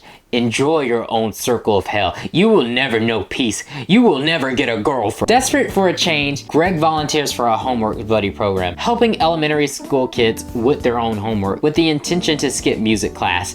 His buddy Fru, a genius who reads college textbooks for fun, ends up doing Greg's homework instead, forcing Greg to occasionally dumb down his assignments so Fru doesn't overdo it. Greg's grandpa moves in, taking over Greg's room, so Greg sleeps on Manny's floor, where he deals with Manny's no pants after dinner phase and Grandpa's constant criticism of how kids are raised these days. To save on gas money, Rodrick is forced to get a job at the ice cream parlor with a rather disgusting feeding table that the family will then awkwardly visit to support him. Greg's mom asks Grandpa to share stories from his childhood, highlighting life before electronics, where neighbors would spank kids for misbehaving. Rooming with Grandpa and Manny starts to wear on Greg. Desperate for a solution, Greg sets up a dating profile for Grandpa, who ends up juggling 50 matches, which I take a look over at my Hinge account and I cry a little because life isn't fair. I promise this will be one of the last jokes about my dating life, I promise. Rodrick, now promoted to mascot at work, gets pelted by kids while wearing a bulky costume he's not allowed to take off. Greg's school plans a camping trip, but he refuses to go due to the horror stories he's heard. In a parent-teacher conference, Greg's mom learns that his grades have mysteriously improved, thanks to Fru. To celebrate, the family end up back at the ice cream parlor, where they find Rodrick walking down the highway after his van got towed. Back home, Greg finds out Grandpa has thrown a massive party, complete with strangers hiding in the closet, throwing so much ass their pacemakers can't keep up. Okay, sorry, that was terrible.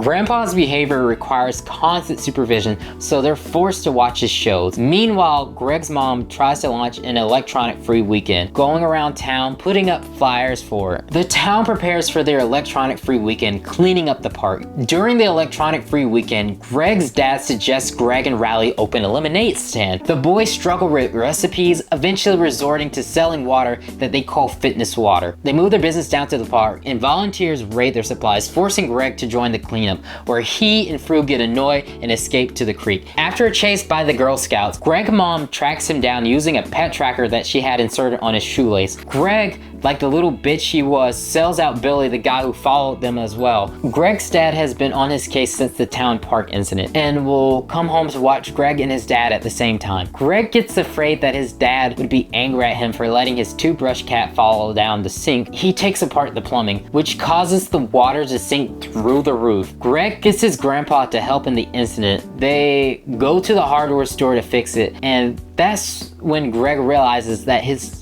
hasn't had a license for over a year because it gets revoked. They decide to head back home after driving recklessly. They run out of gas. His grandpa saw that a service station was a mile ahead, and he went and got some gas and wanted Greg to wait in the car so they wouldn't get towed. Greg waited for an hour, saw the juvenile community workers, and notices that one of them was Billy. Greg gets afraid and hides away from them. Greg knocks the car into neutral, and him and grandpa had to wait for his mom to come get the car out of a ditch. To avoid more trouble with his dad, Greg agrees to go on the school camping trip. Feeling unprepared, the camping is run down and the food is terrible, but the boys bond over old chores and spooky tales about Scylla Scratch, a local legend. Greg's group does farm chores, feeling accomplished finally, until another group comes and undoes their work. The boys grow paranoid about Scylla Scratch and starts to avoid even basic things like bathroom breaks. Greg had to be bunkmates with Rowley's dad. Eventually, Rowley gets injured and has to be taken home and leaves Greg's dad looking after kids that weren't his. They did group bonding activities that didn't really show how well of a group they were. Eventually, after being super tired, the group gets food. After food, they check for ticks and start tuning in. However, the boys except for Greg start roughhousing once Rowley's dad steps out for a second. Mr. Jefferson makes all the boys go to bed early.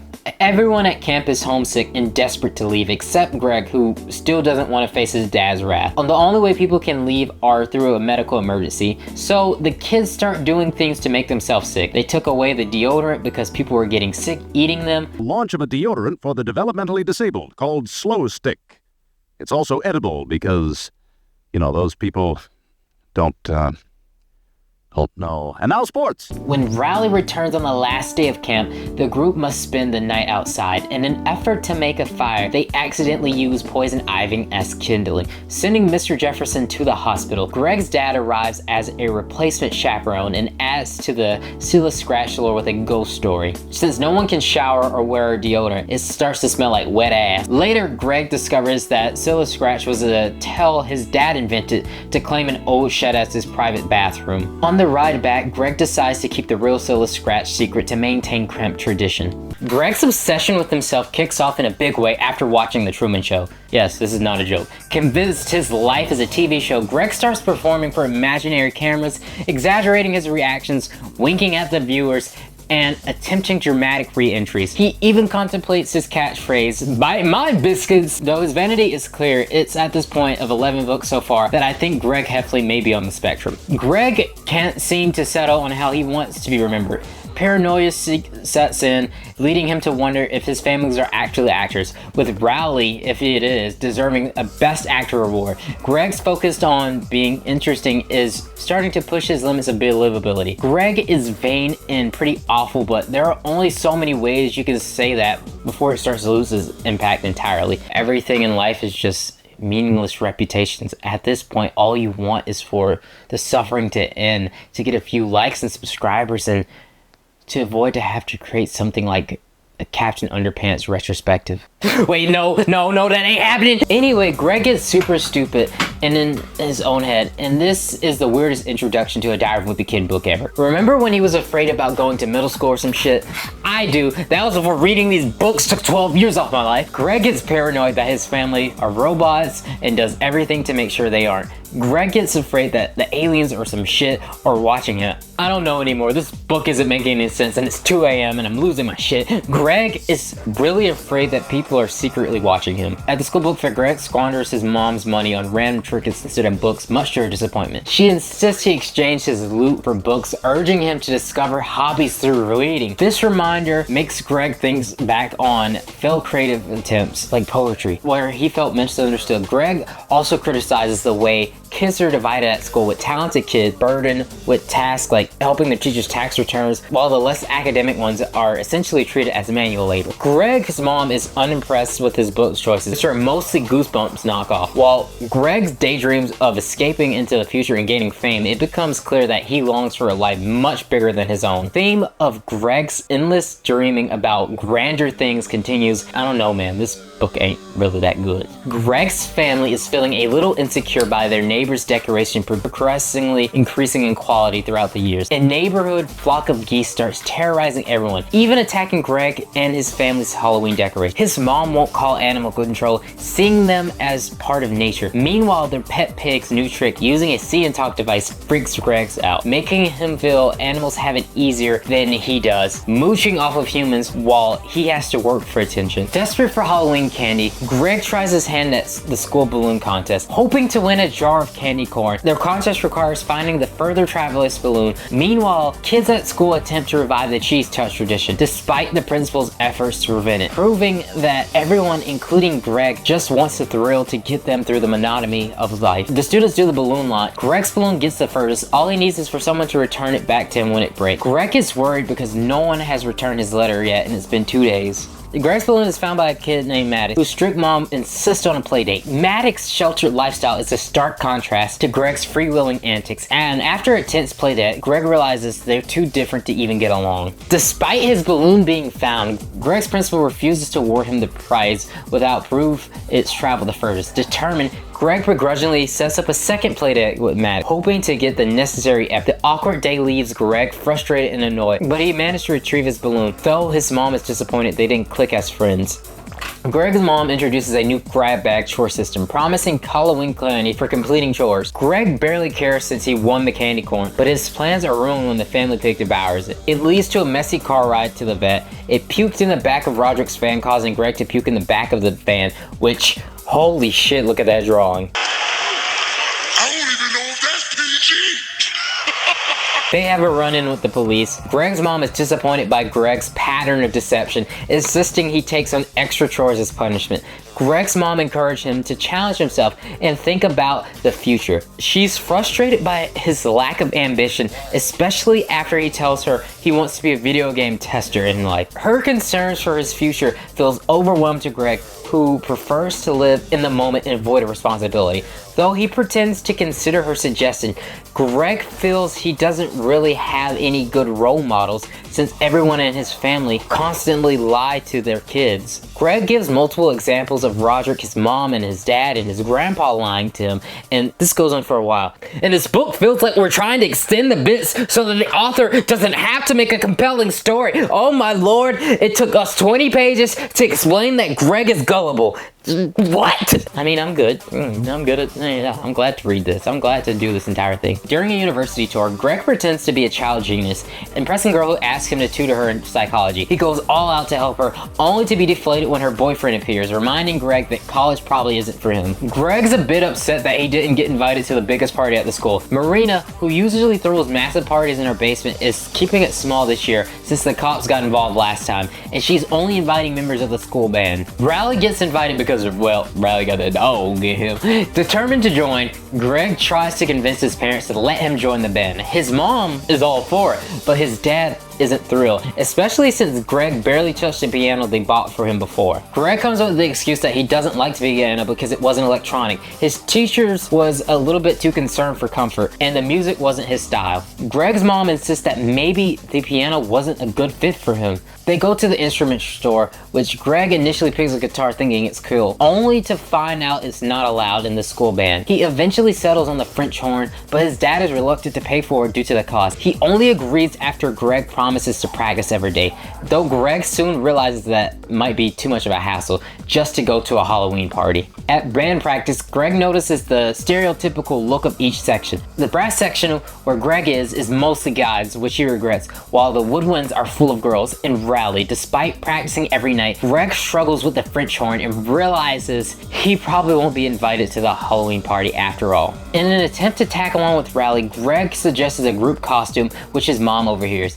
to drive them to the party and even offers to help out in the basement, bringing along some games that, to Greg's surprise, the girls actually enjoy. Despite the awkward start, Greg and Rowley end up actually having a good time, but things take a turn when Rowley has to use the bathroom. Greg's mom insists that it's a good time to leave, saying it's cooler and more mysterious to leave early. Part of me wishes we could have got a prequel to Greg's mom doing whippets and cocaine benders, but alas, we can't have good things in this world. I said, goddamn, goddamn.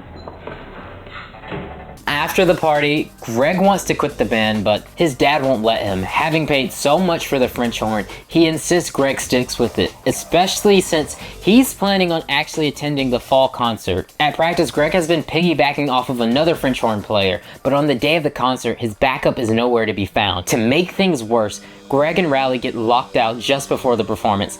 In the chaos, Greg rips his pants and his dad catches him and Rowley seemingly goofing off. Furious, Greg's dad grounds him for 2 weeks, with the only activity allowed being practicing the French horn. Playing the French horn stresses Greg out and makes him hungry, so he gets Rowley to sneak him cookies. Greg decides to get into horror films the way he scared Rowley with the gummy worms that they were eating. And yes, this is how the book goes from plot point to plot point, with less than 20 pages left in this book. I don't know, man. This book is really not good. They get distracted on what they were originally supposed to do and start making a script for their movie. Rowley gets super terrified, but Greg was actually able to rope him back into shooting. They shoot their movie, everything went to shit as the pig gets into the gummy worms as well as the geese outside. They get afraid and they run to grab one of Rodrick's scary Halloween masks. Everything else went to shit. Rowley ends up in a tree. Greg gets into serious trouble. The movie doesn't get made. Rowley gets to be seen as a local celebrity, and this was probably the worst Wimpy Kid ending I've ever read so far.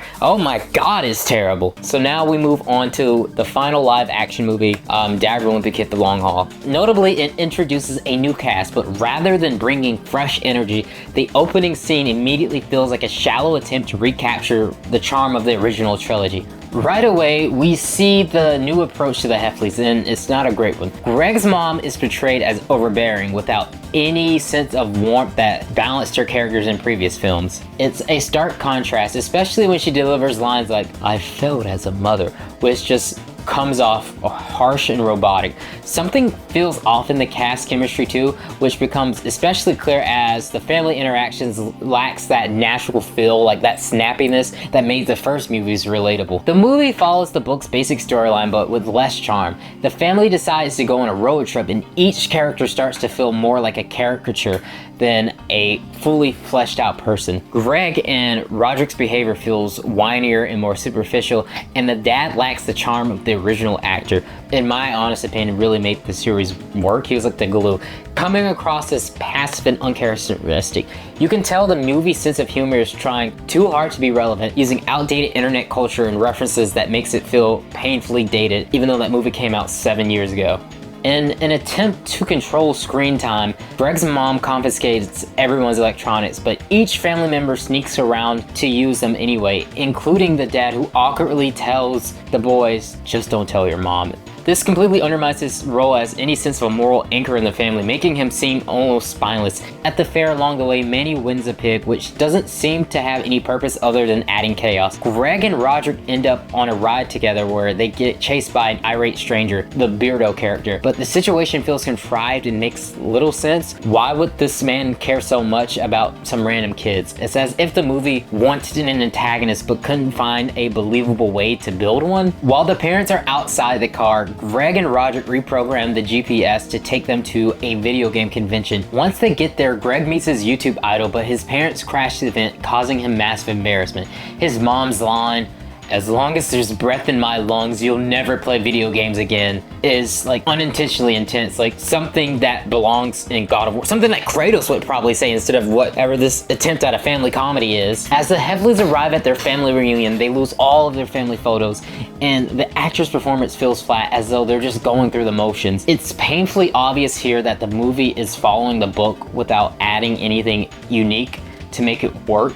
in live action, especially compared to the more inventive adaptations of earlier films. After yet another mishap and a forced apology from Greg, his mom brushes him off, only caring about reaching Mima's house. This movie's tone gets oddly dark, showing just how poorly written these characters have become, with little of the empathy that grounded the original movies. Determined to make it to Mima's, they blast the heat in the van, get stuck in the mud, and eventually find themselves covered in it. They come across a family at the motel who has stolen their belongings and manage to retrieve their photos, giving us one brief moment where the family actually seems to enjoy each other's company. It's a shame because this scene could have shown us the closeness and love that defines the Heffley, but instead it feels like more of an afterthought. The family finally reaches Mima, but the journey home is plagued with car troubles. Manny saves the day by speaking fluent Spanish to get a tow truck driver to stop. Even insists on picking up his pig from an animal sanctuary before they leave. The movie ends, but it's hard to ignore how forgettable it feels. Diary of a Wimpy Kid,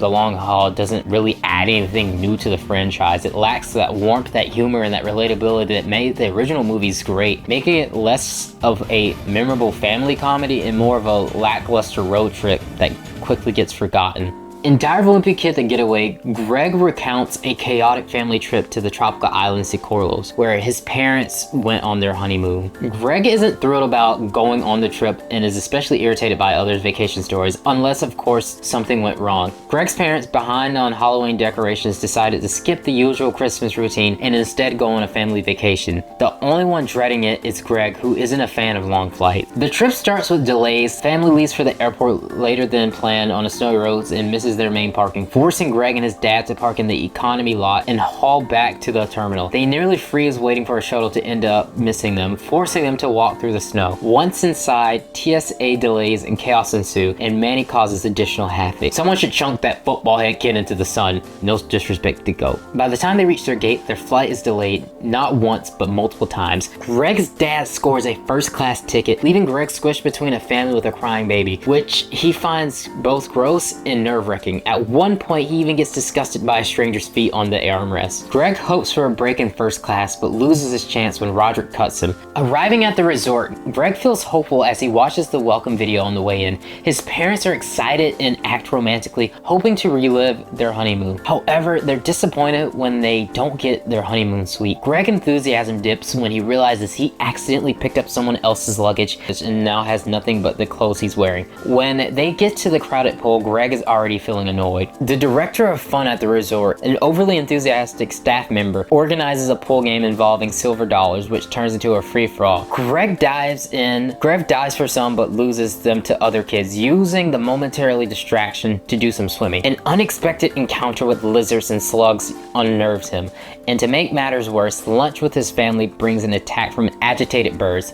That night, his dad suffers a stomachache from drinking the local water, and Christmas is marred by loud partying guests. I feel like the author hated his childhood, or he uses these books to vent about recent events in his life, because this is like the 5th book where everything went to shit. And I know that's supposed to be for entertainment purposes, but it just feels very sad. Greg wakes up early thanks to the noisy tropical birds and learns that his mom insists they clean up after themselves to help the environment. He reluctantly takes an outdoor shower, encounters a spider in his slipper, and enlists a waiter with a similar fear to help flush it away. I mean, look at the waiter's face, holy shit! At the pool, the family scores his shaved cabana, and Greg's mom leaves him and Rodrick to watch Manny. Greg starts wondering if his dependence on his mom is excessive, thinking he needs to start doing things for himself. When their dad returns, shaken by a spider he found in the toilet, Greg's family moves on to sign up for activities. They end up on a banana boat, only to have it disrupted by a dumbass kid cannonballing into the water and smashing into their banana boat. When the family tries to eat indoors at the golf resort, they're denied entry due to the dress code and settle for the bench bar.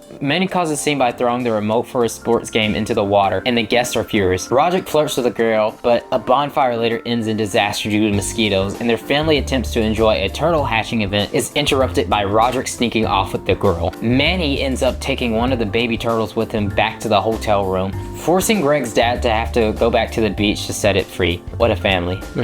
Greg's mom books a spa day for herself, leaving Greg and Rodrick in charge of Manny. When Manny refuses to stay at the daycare, Greg is left chasing him around the resort. Manny ends up crying at the pool, and Greg attempts to rescue him, turning into a chaotic experience as kids bombard him with water. Greg didn't want to grab Manny because of all the kids who pee in the pool. Good, he should have let him die. What, 13 books so far does something for a man, and that kid is an asshole. I'll be justified later, I promise you, I'll be justified later. Back in the room, the family is worn out, and their mom contemplates ending the trip early. Their dad insists on staying, especially after they discover they accidentally took another family's luggage. Filled with fancy clothes, they use it to sneak their way into that nice restaurant. However, they're caught, kicked out of the resort, and forced to go to a hotel at the airport. With hours until their flight, Greg's mom still wants that perfect Christmas photo as they sneak back into the resort. Rodrick finds the girl he likes with someone else, which annoys him because his mom had her take a photo for them. As they try to enjoy the rest of the day, they're spotted by security and they narrowly escape by blending in with another group. At one point, Greg ends up in the water, surrounded by fins, panics,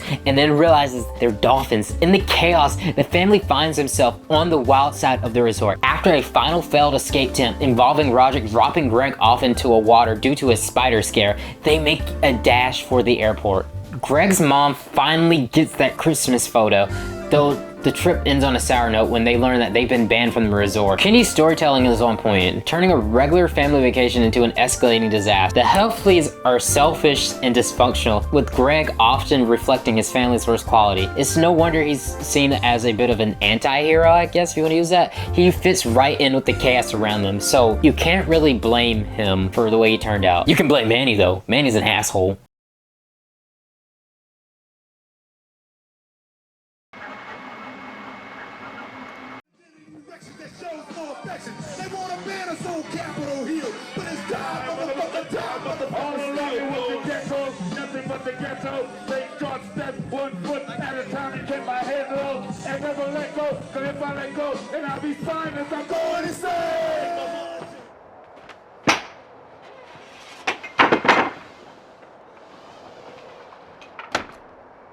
Greg is annoyed by the unseasonal heat wave in January, almost worried about climate change, freaks out Greg while no one else seems to care, which is real, but too real to talk about in the Diary of a Wimpy Kid book. He daydreams about the future to escape reality, a classic Greg move and maybe a bit of a filler too from the author. Caught off guard, Greg realizes too late he has an international project due, and he barely prepared. While others showcase elaborate costumes, Greg cobbles together a makeshift outfit from the lost and found and improvises his way through questions he can't answer, pretending he doesn't even understand English. Chaos erupts, turning the gymnasium into a little battleground where people are just dying. Greg's mom bans him from electronics until he redoes his project, just in time for another dreaded screen-free weekend. His mom pushes him to expand his social circle, but Greg's neighborhood has an ongoing feud. Kids on the upper Surrey Street and lower Surrey Street compete over the best sledding spot. It's like a turf war with sledge, but to Greg and Rowley, it's war.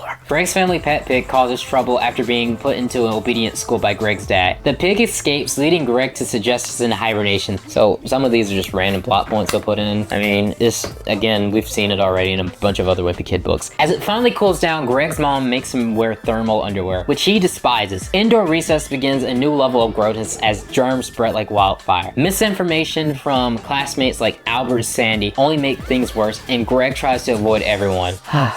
The middle school memories, aren't they just fun?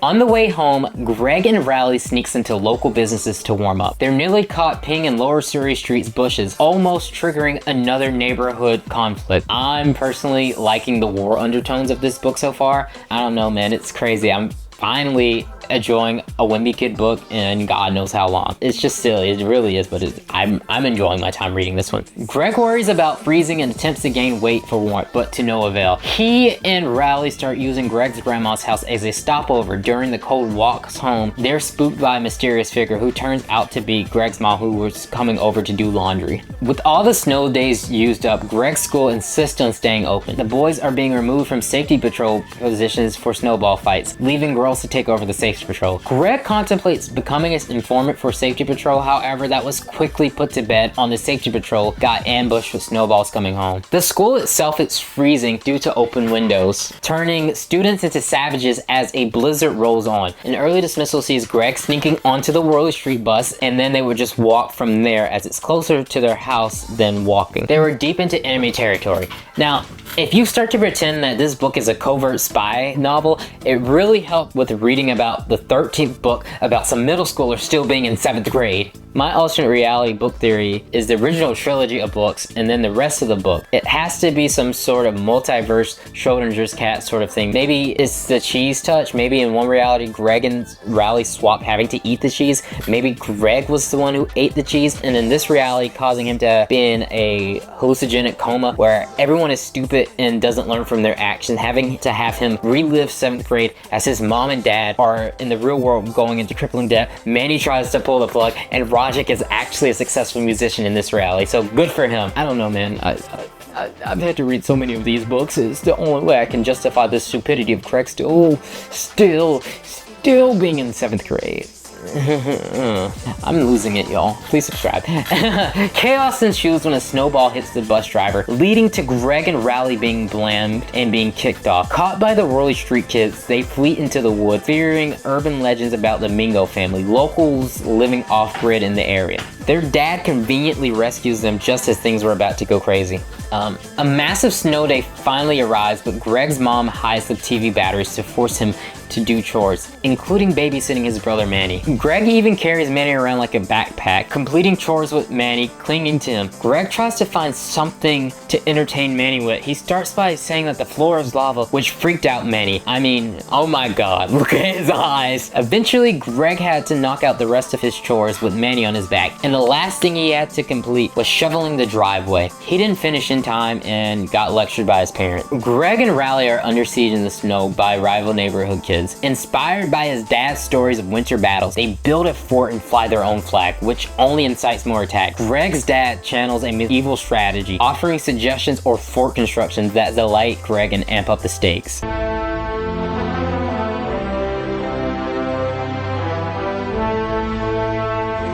With mounting snow, Greg dives into medieval battle strategy, rallying Upper Surrey Street kids to join the war against their rivals. Local kids create alliances, occupy fort, and wage full-on snowball combat. This junior war novel feel is the most excitement of a Wimpy Kid book has had to offer in a while. For someone who likes regular shows so much as I do, taking the mundane and making it memorable is so exciting to me. Greg realizes that the fort needs walls and weapons, so he visits his local arm dealer, i.e. Mitchell Pitchell's shed that has pre-made snowballs and tools. They bought them and went to set up. However, other kids had the same idea, and the empty lot was filled with clans and their own flag. Greg and Rowley didn't have time to build their own fort and would have to take someone else by force. While Greg and Rowley stepped out for a second, he saw that all hell broke loose and everyone had gone to war, and kids weren't only throwing snowballs but fists too. Eventually, Greg and Rowley found a fort that they thought were empty but was actually occupied by Baby Gibson. Greg, Rowley, and Baby Gibson were under attack from all directions,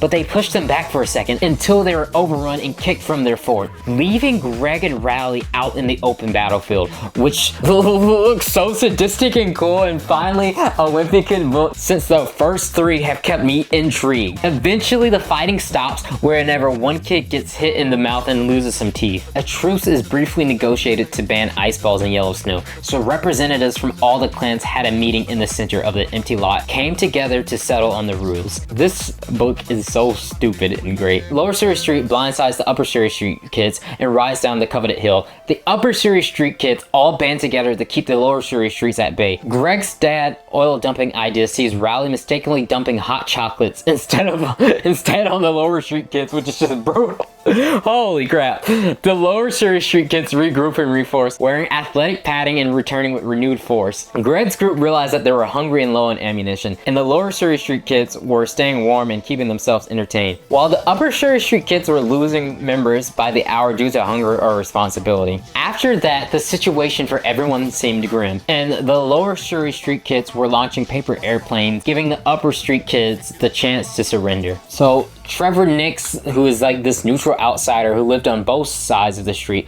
warns upper street kids of an impending ambush at nightfall. Just when it seems they'll hold out, Greg and Rowley fall for Trevor's tricks as he portrays them. Eventually, the Safety Patrol, hell-bent on revenge, and the fabled Mingo family make a dramatic appearance. As a free-for-all begins, Greg and Rowley decide to hide as they were done fighting. Greg and Rowley were not sure if they were going to survive this battle, but then the ground starts to shake and they can see the snowplow driver clearing the road. The war was over as everyone had returned home. Greg couldn't even remember what they were fighting for. Why are we still here? Just to suffer?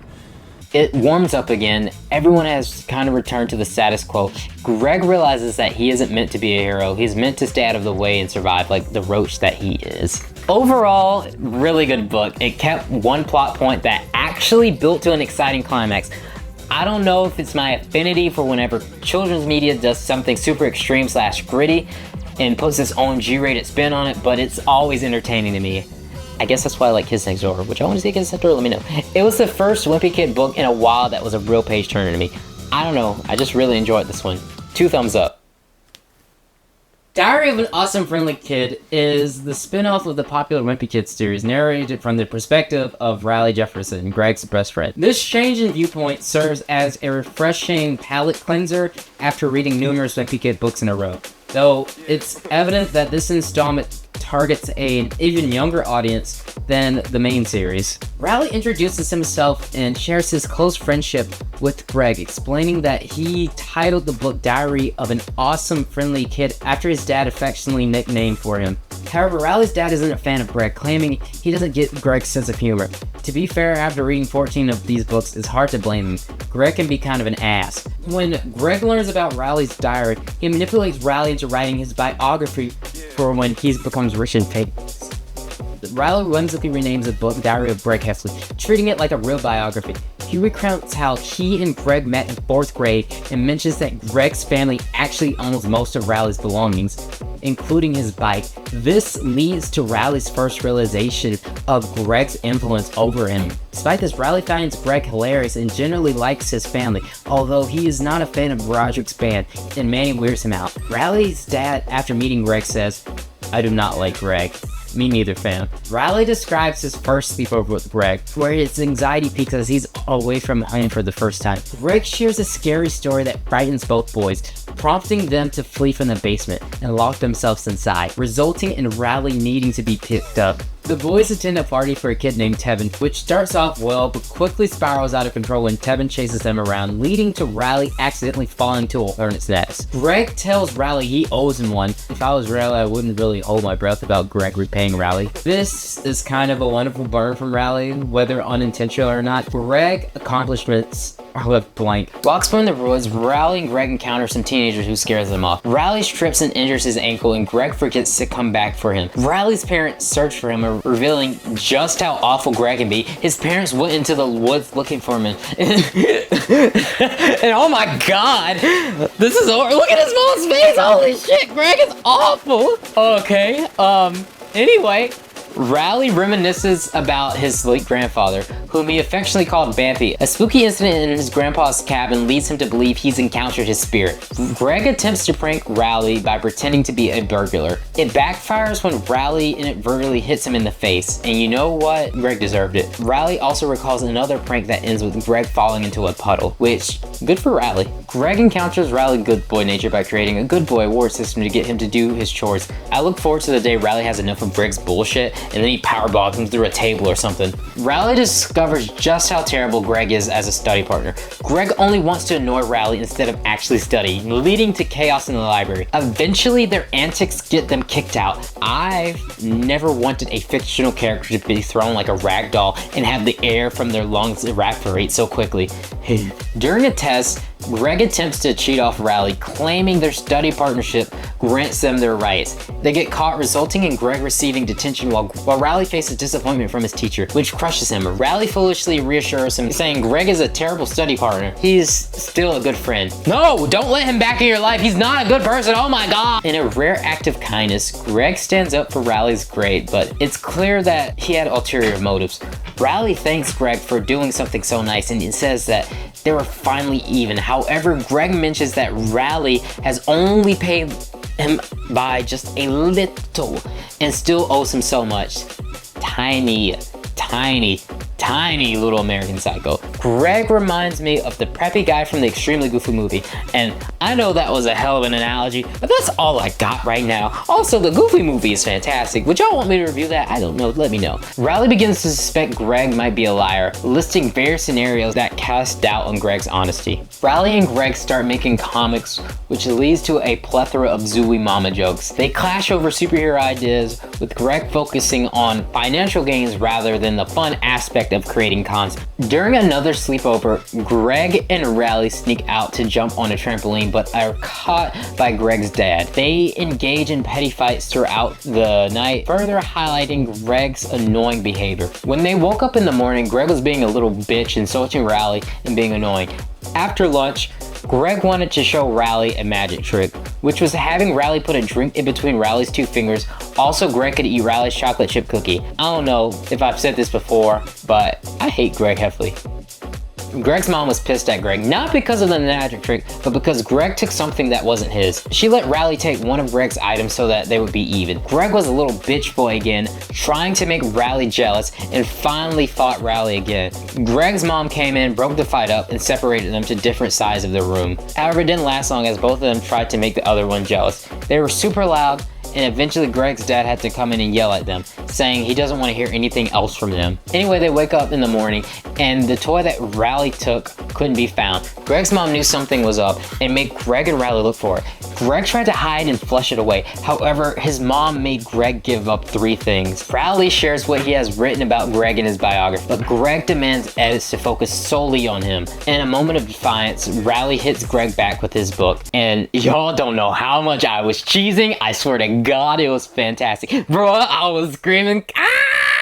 Let's go, dog. Let's go. That little shit Greg fucking deserved. In the end, Rowley decides to stop writing about Greg, signifying a potential turning point in his character development. His parents suggest he seeks out new friendships, but it's clear that change will be hard, especially with limited pages left in this book. While it's refreshing to see Rowley take center stage, the book ultimately follows the same formula established in the original series. Greg being insufferable, Rowley forgiving him, and the cycle continuing. The reading experience is more akin to that fast food, quick and light style of writing that I talked about earlier. Ultimately, this book is likely to fade away from my memory soon after reading it. It's spring cleaning time, and Greg's mom insists he declutter his room. While sorting through his childhood belongings, he finds his sticker collection and other memorabilia. Instead of donating or tossing his items, Greg decides to go to a yard sale to try and make some money. When his mom tries to support and buys one of his mementos, Greg's greed leads to an argument. He eventually enlists Rowley for theft protection during the sale, but Rowley gets distracted by Greg's old toys. Despite Greg's efforts to sell, no one is interested, and rain damages his item, leaving him with just a bunch of unsold junk. Surprising, Greg is happy that no one bought his stuff because he dreams of becoming famous and having a memorabilia in a museum one day. He believes if he can be a hero like those in the news, fame will follow, putting his best friend into danger yet again, and it was some massive ass bullshit because he already broke Rowley's arm, all because Greg Heffley can have an ad in a sofa store. That was literally his entire reasoning. Greg's mom assigns him yard work, prompting him to fantasize about his future home, which is stupid, just how I remember my dream home being as a child. Foolish childhood memories. What a lovely dumb idea to believe you can buy a house nowadays. Greg's Aunt Reba passes away, providing an opportunity for Greg to reminisce about the Preston Platypus books he loved as a kid. He grew frustrated with the repetitive endings and began drawing his own conclusions, which led to a counseling session after his mom found his drawings. She should have just done for a lot longer, but you know. Greg discusses different religions and ideologies, which is insane to get from a Wimpy Kid's book, book when the last book was literally about a snowball fight. Oh, editing is gonna be a fucking nightmare. A family meeting reveals Aunt Reba left him money. Greg's mom suggests he uses it for home renovation, specifically to enlarge the family kitchen. The rest of the family disagrees and tensions rises, leading to Greg's observation that family money often causes disrupts. Greg tries to brag about the renovations to Rowley, who surprises him with a genuine enthusiasm. Before construction starts, Greg's dad enlists him and Rodrick for repairs, but Greg struggles to focus on the task at hand, especially plumbing, fearing it could be dangerous. At the home improvement store, the boys are tasked with staining the deck and painting around the hot tub. Greg fears for his safety, recalling previous near-death experiences. While working, they disturb a wasp nest, causing chaos. Greg ends up on the roof clearing gutters alone and is forced to throw sludge at the neighbor's lawnmower. He eventually finds a way back into the home through his mom's bedroom window, leading to the decision to hire professionals for gutter cleaning. The family hires a plumber after Greg's dad disassembles the washer and dryer but can't reassemble it. The plumber arrives, he has a traditional plumber's crack, and it gets odd when Manny tries to swipe it with his mom's credit card. When Greg's mom notices all the construction workers at their home, she feels bad for them and offers refreshment. They later rent a porta potty to avoid bathroom congestion. Greg's dad pressures him to ask the construction worker how he can help, which leads to pranks on Greg. He quickly realizes he must work hard to earn their respect, but ultimately fails and abandons his efforts. Neighbors complain about the noise, causing construction to stall. Meanwhile, Manny impressively crafts structures from scrap wood, while Greg accidentally causes a mess with a dumpster. After a late night of cleaning, Greg is groggy for a crucial school test that affects their budget. The school recognizes school stress, introduces a stress puppy that ultimately gets out of control, leading to a stress lizard that no one wants to interact with. Greg is anxious about ongoing construction, fearing a wrecking ball will tear down their house. When they discover mold behind the walls and a mouse infestation, panic ensues. The family debates how to handle the mice. Greg's dad prefers humane methods while Rodrick suggests a snake. Despite their efforts, insects continue to invade. The family is forced to move into the basement due to the construction, which leads to Greg worrying about new cement getting ruined. Accidentally messes up while pulling out his van, and chaos ensues when the house filled with smoke from Greg forgetting snacks in the oven. The builders mistakenly cross the property line into the neighbor's house, leading to an impasse that requires their neighbor's signature to proceed. Manny remains unfazed as he continues his construction project. Lack of funds halts construction. The family must use Aunt Reba's inheritance for repairs instead. Greg's poor test scores further complicates matters when a lizard disruption causes widespread distractions. Greg's mom suggests moving for a better school district, but his dad and Rodrick disagree, and Manny is happy with his new sprinkler system. Greg starts to see moving as a chance for reinvention, ultimately helping his mom find a new dream home. Greg's mom advises the family not to disclose their new house plans because he mentions it to Rowley, who is devastated. His mom invites a friend for an appraisal, but after disagreements about necessary improvements, they decide to sell the house themselves. Greg reads the children's books to Rowley, who becomes emotional about the move. Greg threatens to leave, prompting Rowley to calm down. The new house owners accept Greg's family's offer, but the prospective buyers of the old house request maintenance before finalizing their purchase. As packing begins, the family hosts a farewell party. Filled with nostalgia, they throw a going away party for the neighborhood. Greg and Rowley cry after thinking about all of the memories. The party is going strong, but nothing compared to Manny's, which is probably my favorite subplot of this book, is Manny being an actual homeowner. The movers and the hot tub guy show up a week earlier, meaning the family has to hustle to get their stuff out. Stuff messes up, damages happen, and they couldn't afford the new house with everyone messed up, which is the most Looney Tunes Simpson reverse TV show bullshit. We can't mess up the timeline. Greg must live in this shitty house and stay in the 7th grade forever. What a waste of everyone's time. I'm sorry for making y'all listen to this part. Oh my god. In this fantasy style tale, Rowley is reimagined as Roland. The story opens with a snow-covered summer as Roland introduces his family and soon discovers that his mother had been kidnapped by the White Warlock. Unable to reach his father since phones didn't exist in this world, Roland takes it upon himself to rescue her. He dons his grandfather's Grandpa Bampy's old armor, preparing for his quest. After the introduction, Roland seeks feedback on his sword. While his parents are supportive, Greg is dismissive, critiquing his outdated aspects of the tale and questioning the premise of a boy rescuing his mother. Rowley suggests changing her role to a princess,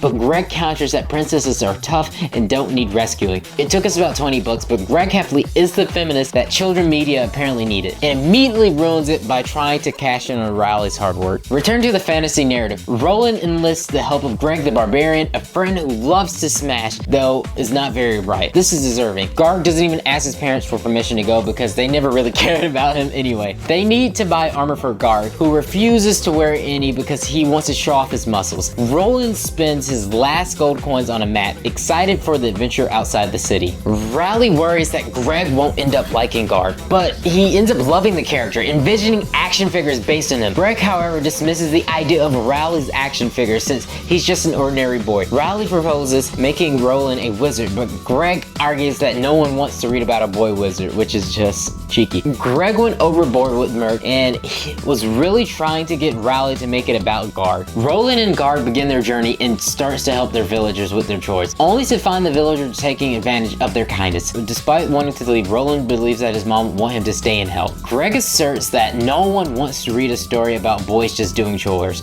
and oh my god, I can't believe that I'm agreeing with Greg. No! I ripped the shirt, damn. As they leave the village, Roland and Greg enters a forest and encounters fairies who feed them wild mushroom soup and provide them with weapons. Garg receives a spiked club while Roland pulls a sword from a rock, proving he is pure of heart. Greg expresses disappointment that Garg couldn't pull the sword from the stone, but Rowley explains it was magical. Greg's disinterest in the explanation highlights his desire for more action. The duo meet a friendly troll king who apologizes for the stench from the fairies dumping trash on him. Roland brokers a peace deal that the trolls won't eat fairies if the fairies clean up their trash. They celebrate with a dance. Greg suggests adding more action to keep the story engaging. Roland and Greg explore a cave filled with statues. When Garg smashes one with his club, they encounter Sherlock Holmes, who reveals the statue was once real people turned by Medusa. Roland outsmarts Medusa by complimenting her and offering her shade and shampoo. Greg enjoys the crossover of different children characters, but remains focused on marketing. Roland walks through a swamp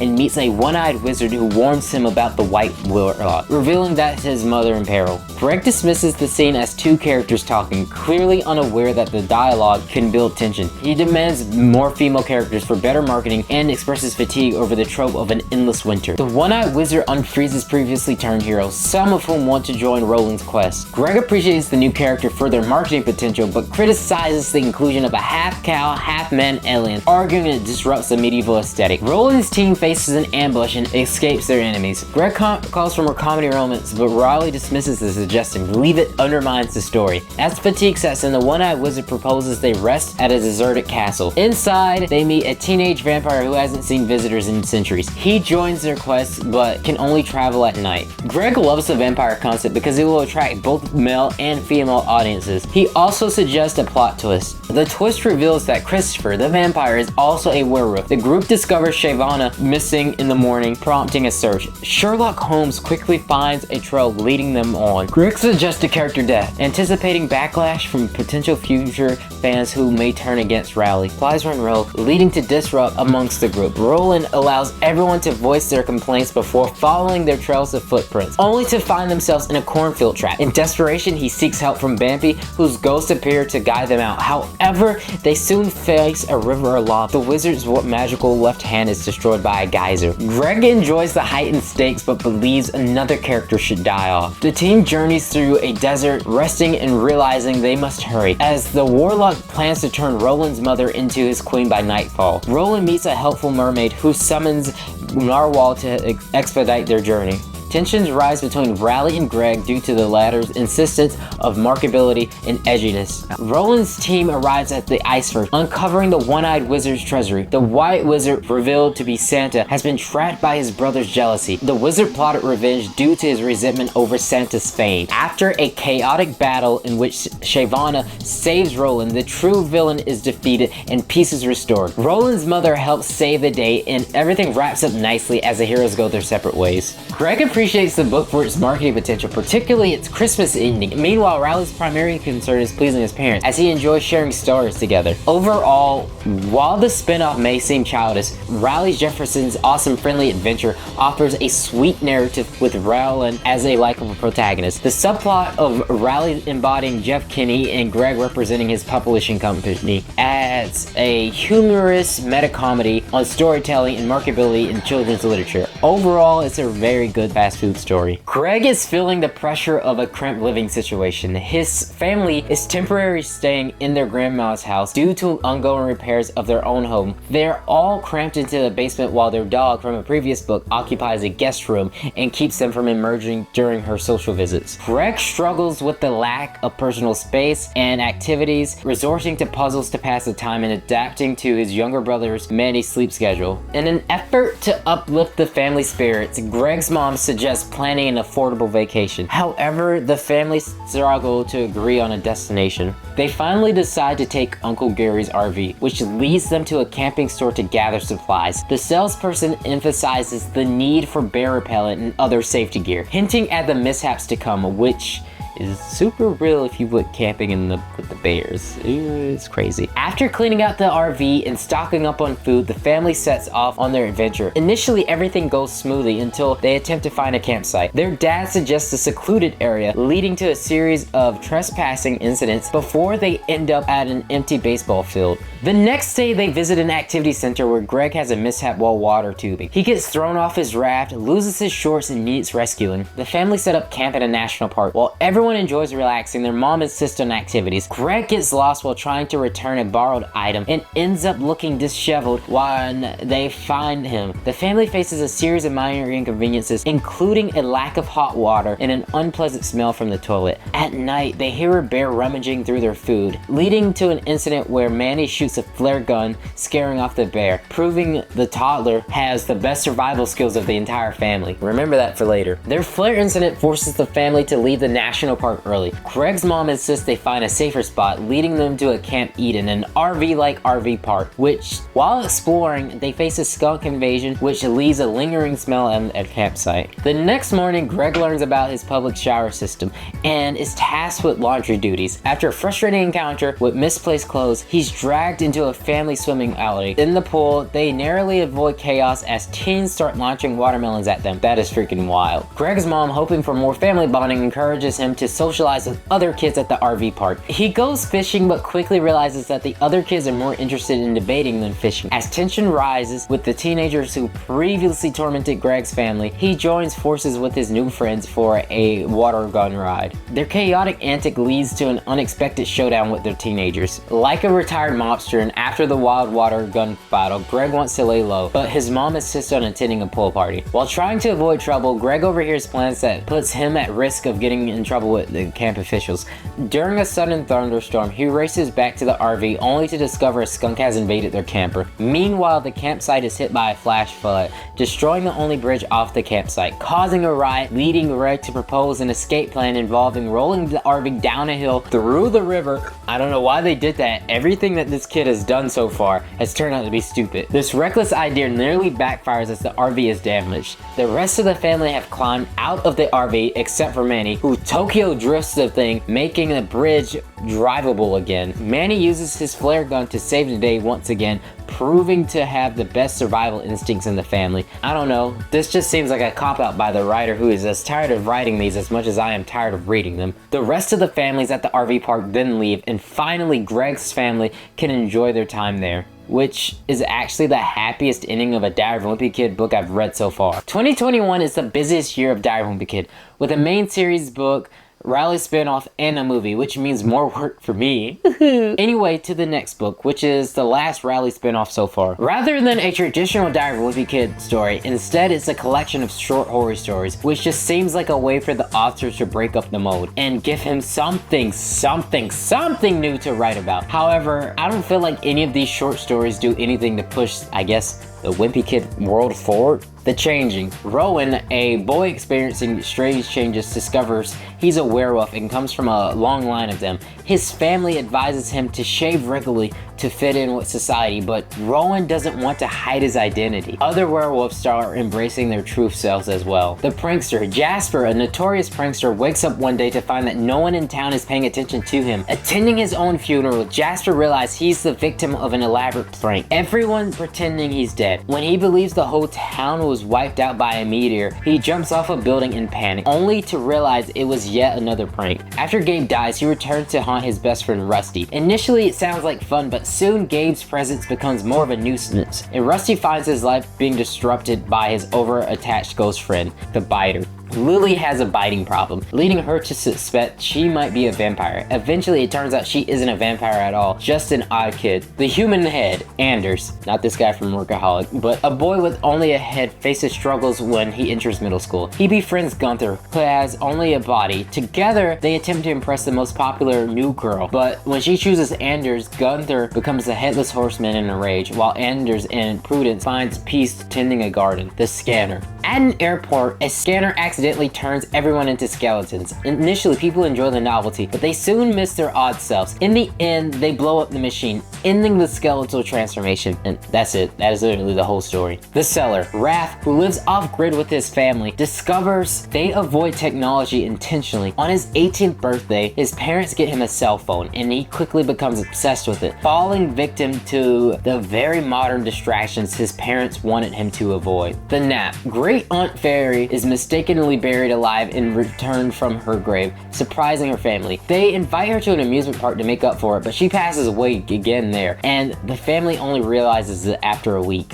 The Stain. Rowley spills ice cream on himself and lies about it to his parents. The stain grows mysteriously, spreading to all his clothes and prompting him to confess. And yeah, some of these stories don't make any sense, and Jeff Kinney, it seems, wanted to cash in on a Halloween cash grab, but the book came out in March, so it doesn't really make much sense. A Mummy. Mech, an ancient mummy, awakens only to find he's overshadowed by an even more glamorous mummy named Kebab. After losing a lawsuit to Kebab, the two realize that they have more in common than they thought and end up friends. The Science Project. Victor, an aspiring scientist, creates life as a substitute for his pet. His creation becomes famous, but after Victor dies, the creation resurrects him, continuing the cycle in an oddly touching twist on life and death. The Medicine Cabinet. Ryan finds his parents' age-defying makeup in their medicine cabinet and uses it to make himself look older. When his parents find out, they reveal their own extreme age. With no makeup left, Ryan learns to love their parents just for who they are. His parents are gonna die like real soon after this, aren't they? Like tomorrow, probably. The Invasion. A zombie outbreak hits Fairview, but instead of fighting back, the town makes peace by feeding the zombie tofu brains. This harmony is short-lived, however, when aliens invade and wipes everyone out, despite the town's peaceful efforts, which is kind of funny, I guess. I don't know. Anyway, there's 17 pages left. The Demon. During a sleepover, Greg watches a scary movie that supposedly possesses its viewers. After Greg becomes possessed, Rowley has to save him. Rowley looks up suggestions on how to get rid of the demon, which one of them is just laying on hands, which is wild, you know, I guess. Greg chases Rowley around until Rowley is locked in a bathroom, gets a toilet brush, wets it with toilet water, and slaps it on Greg. Greg returns back to his former self. However, they make so much noise that Greg has to be sent home. These stories all follow a similar pattern. A character faces a quirky problem, they resolve it with a twist. Though fun at times, the book doesn't delve too deeply, and some stories feel like quick sketches. If you're a fan of this series, it's a light read, but the formulaic nature might leave readers wanting more. This was actually the last Wimpy Kid book that I read throughout the series, and I don't know if it was worth it to read all of them. I was kind of more annoyed than satisfied. Greg talks about how he's never been good at sports, despite his mom's insistence that everyone on a team has a role. He humorously believes his role is just to make other people look good, and he's ready to retire from sports. He reminisces about preschool, where school was fun and rule-free, unlike kindergarten where expectations begin. He gave up on soccer quickly, disappointing his dad, who had high hopes for Greg's athletic future. Over the summer, Greg's family watched the Olympics, which Greg mostly enjoyed for the blue. Greg talks about the hierarchy of the Olympics, and it seems like a way for the author to pad out the runtime of this book again. I don't know, man. I'm sick of writing this shit, and I'm pretty sure the author is as well too. This must be like Itachi Tsukiyomi, because I feel like I've read plot points that have already existed before. His school announces the upcoming field day with a day off for the winter, which Greg really wants. He even asked his dad to take him to the gym. His attempts to figure out the equipment end with him causing trouble, ultimately getting his dad kicked out too. Greg's mom stressed the importance of both exercise and nutrition,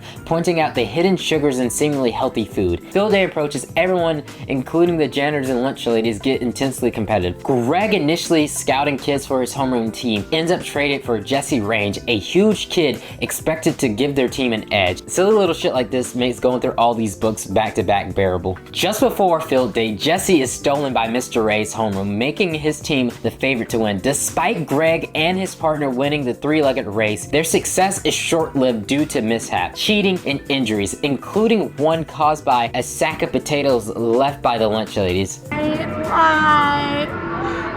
Ultimately, everyone celebrates the surprise Friday off. Greg's day off is hijacked by appointments his mom had been wanting to schedule. She believes the reason he doesn't enjoy field day is because he wasn't part of a real team, and she encourages him to join a team sport. Pressured by his mom, Greg reluctantly tries out for the basketball team, choosing there because he's sure he'll get cut. To his dismay, his mom attends the tryouts, forcing him to actually try, and he somehow makes the team. His hopes for a quick exit are dashed when the coach, Mr. Patel, creates a secondary rejects team so his son, Preet, could play. Greg's new teammates lack talent or interest, and practice turns grueling, much to Greg's dismay. Practice schedules gets even tougher with late start times and never-ending noise from their background hoop, now popular with local teens and even the police, which is really funny. Frustrated, Greg tries his best in games but can barely keep up. Another reason Greg has been tired lately is that practices have been starting at 9:30 because they have to wait till other teams are done with practices before they can begin theirs. As they were practicing, a group of 40-somethings come in and say that they have reserved the rec room. As they argue, Mr. Patel comes up with a solution. Greg's team versus the 40-somethings. Greg thought it was going to be an easy win, but soon found out what they lacked in athletics, they more than made up for in experience. Preet, the only good player on the team, was sick of getting teamed up, decides to dunk the ball, miscalculated, and landed bad on his ankle. This puts him out of action for the rest of the season. Mr. Patel tries to run the rest of the team through drills that would make it easier for them to score. In the first game, Greg's team is obliterated, losing 38-6 by halftime.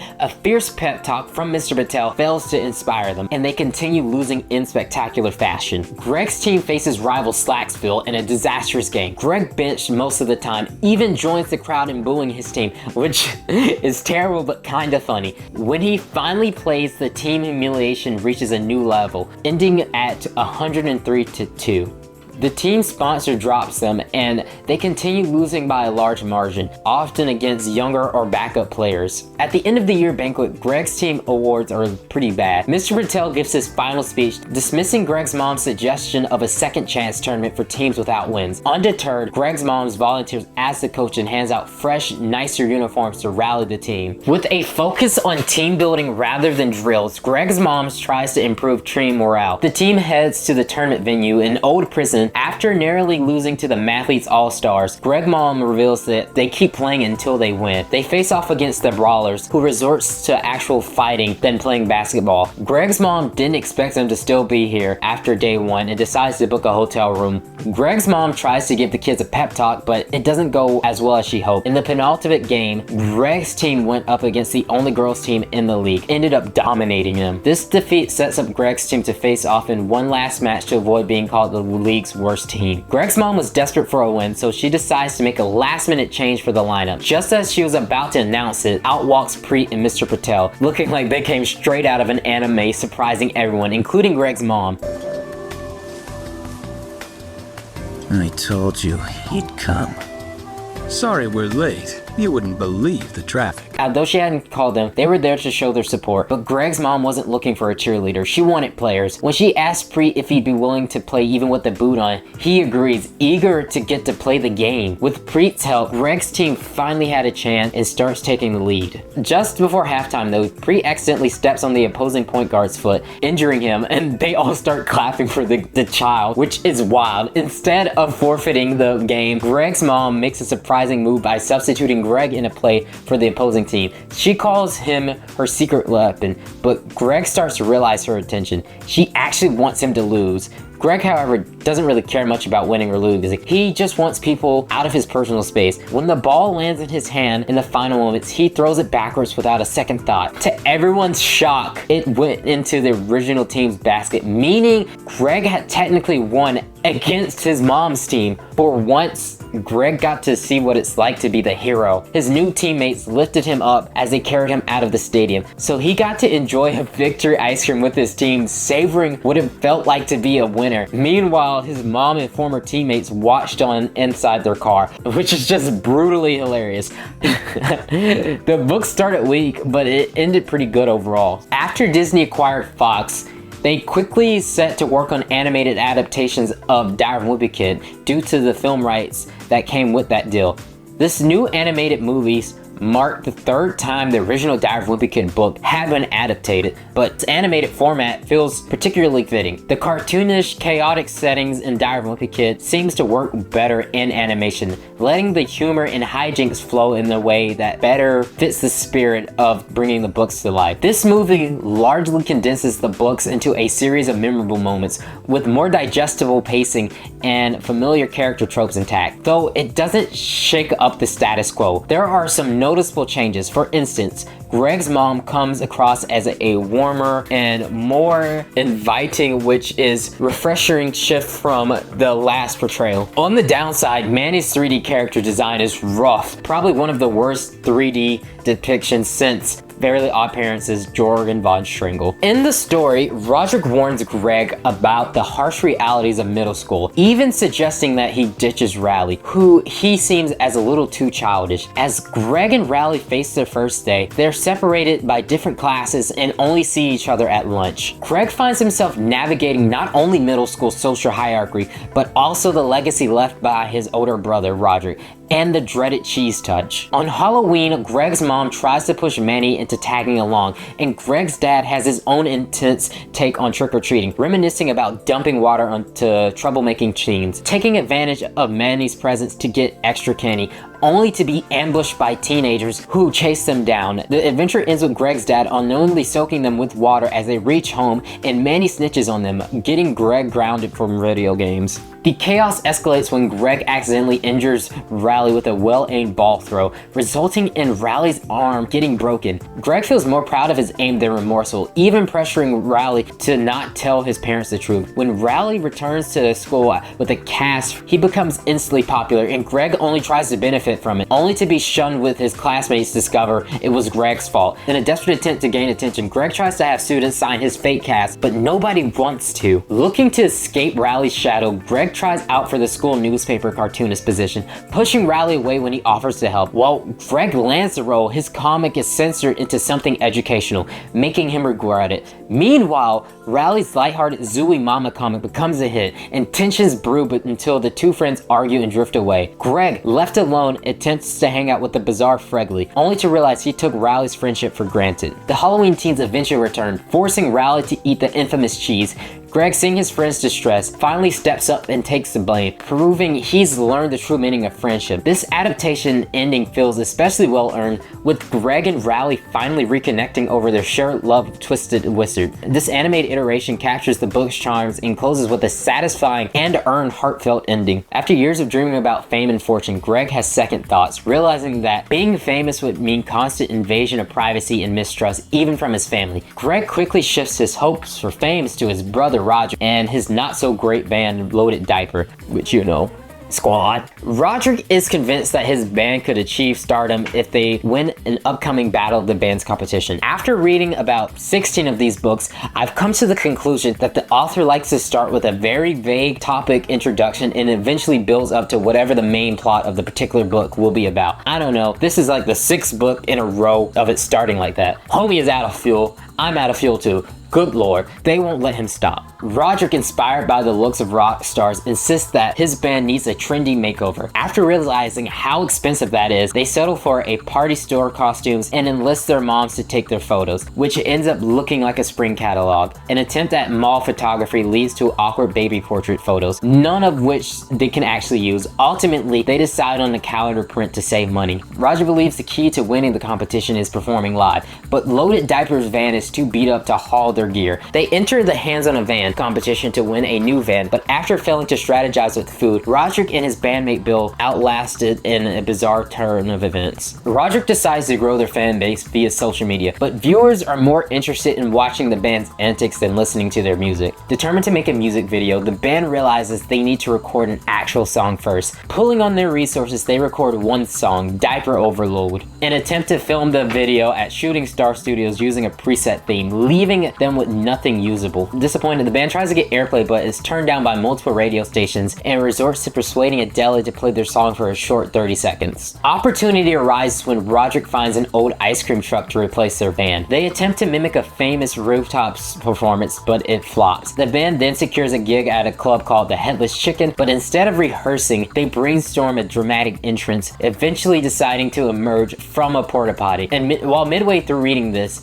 unless Rodrick is telling Greg the story, including all of their multiple failings, how the fuck does Greg know what's going on? I'm reading too much into this. We're almost done with these fucking books. I don't have to ask any more questions. Let's just keep moving on. With Greg reluctantly on board as a roadie, they barely make it through the gig. A mishap involved stolen animatronic drumsticks lead to a disastrous performance, and adding insult to injury, they find out that the admission was free, meaning that they won't get paid. Rodrick seeks advice from Meta Chihuahua fame, who shares dismissal truths about the music industry and warns them that egos and money troubles usually break up bands. So the band agrees to stop playing for free, landing several gigs including a successful bar mitzvah. But Rodrick isn't satisfied with local gigs. He still wants loyal fans to help them win Battle of the Bands. They struggle with making affordable merchandises for an upcoming music fest, but it barely sells. The only person who bought a meet and greet was Greg and Rodrick's mom. Disheartened, Rodrick hopes to meet Sebastian Sleeves, Metal Chihuahua's drummer. Greg, who likes to tag along with the band, decides to sit this round out, which seems like a cop-out by the author,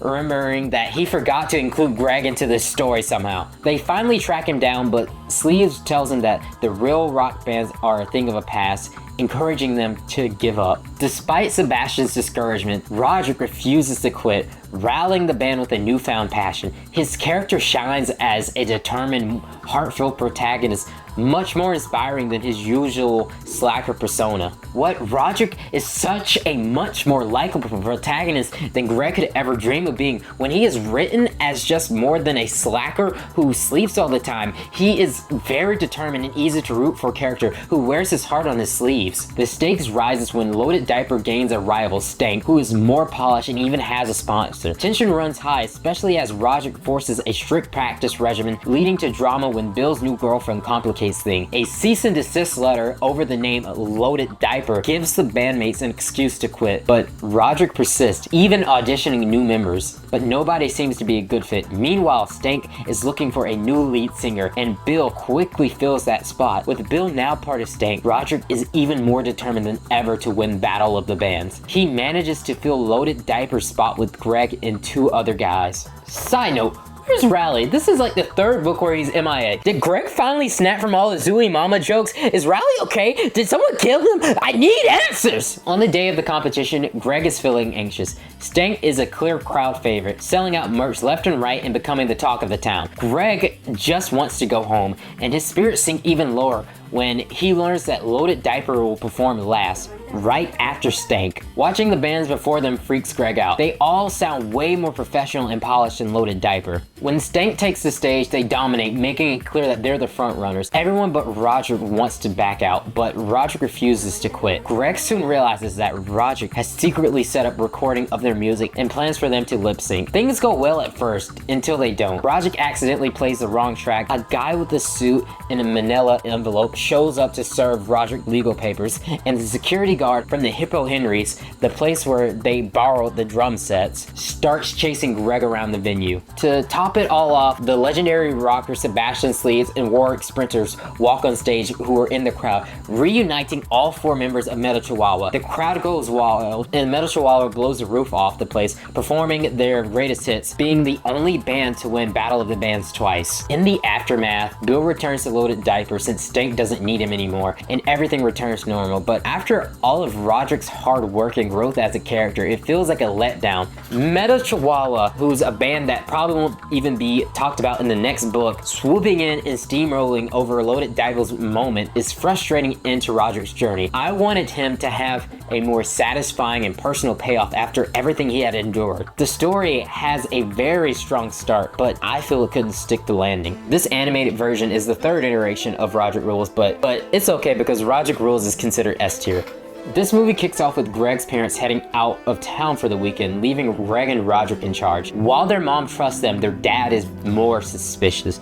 The moment their parents leave, Rodrick announced that they have an hour to set up for a party and has Greg invite Rowley over to help speed up the process. However, once they have everything set up, Rodrick locks Greg and Rowley in the basement. As the party rages on, Greg manages to remove the screws from the basement door and just snapping a few photos for blackmail. The next morning, Rowley heads home and blasts music to get any stragglers from the party to leave.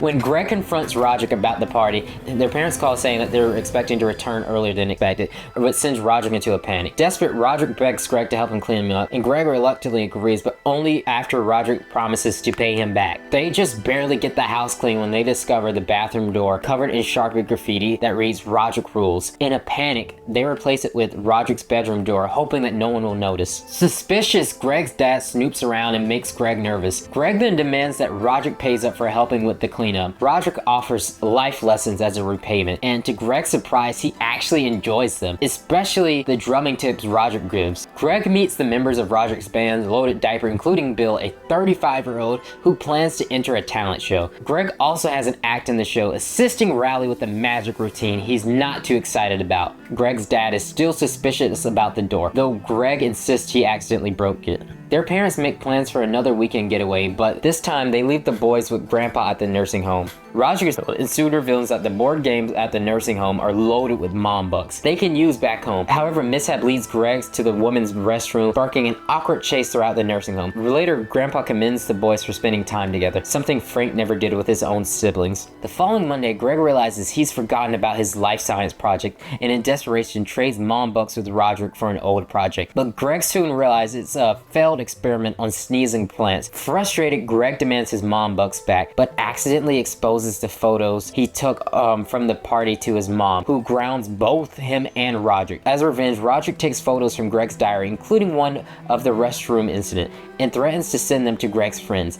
In the scuffle, Rowley accidentally sends the photos to Greg's classmates, who twist the story into a rumor about Greg winning a bingo competition and a daring escape, making him unexpectedly popular. At the talent show, Loaded Diaper offers Greg the role of drummer after their fill-in drummer decides he'd rather switch to Rowley's magic act. Just as Greg is about to take the role, Rodrick's disappointment expression makes him reconsider. He approaches Rodrick and explains that he wanted to make him proud, and Rodrick reassures him that they'll always be close. In a show support, Greg gives the drummer role back to Rodrick, even though he's still grounded. Loaded Diaper gains a bigger audience with their mom even dancing in the music, and Greg and Rodrick's bond grow. In a humorous twist, Rowley's magic act wins the talent show, but it's clear that despite all their differences, Greg and Rodrick's brotherhood has only strengthened. And Rodrick Rules has been nothing but bangers. This one may not be as good as the live action one, but it's worthy of existing in its own regard, much more than whatever freaking Long Haul was. Greg complains about school being too long and useless. He wishes he could store only the essential info in his brain, or even separate his brain from his body to do fun stuff while learning. When Greg and his whole class fails in the state test, a stricter principal takes over, banning fun classes and adding security checkpoints to stop kids from smuggling books banned from the school library, which I know for a fact is a plot point Jeff Kinney has already done in a previous book. I feel like I can't escape the Diary of a Wimpy Kid and Vortrix because good lord, and it becomes clear that Jeff Kinney doesn't have any more topics to talk about, and he's recycled all of these plot points in several other books, making it more difficult to go on, and I can't relate, and I just don't know. Wait, wrong video.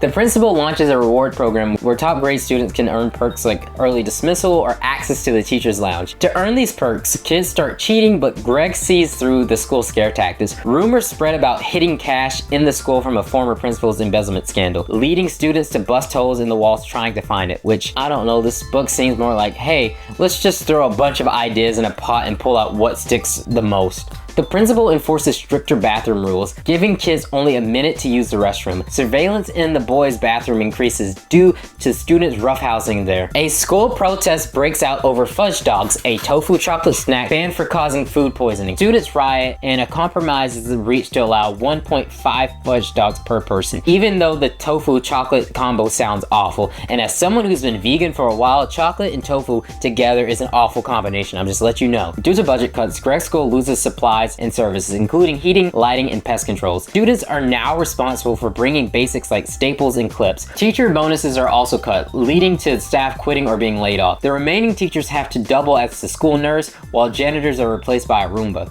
Prisoners are even contracted to make new school furniture. As I read through these books, someone check on Jeff Kinney because this guy has to be extremely sad. I don't know, no one in these books are happy. A premium version of the rewards programs lets students buy perks without good grades. Meanwhile, ads fill the school and classrooms are even rented out as office space, yoga studios, and restaurants. Naming rights for the schools are sold to an extermination company. Parents are upset because the school has sold naming rights along with ad spaces throughout the campus.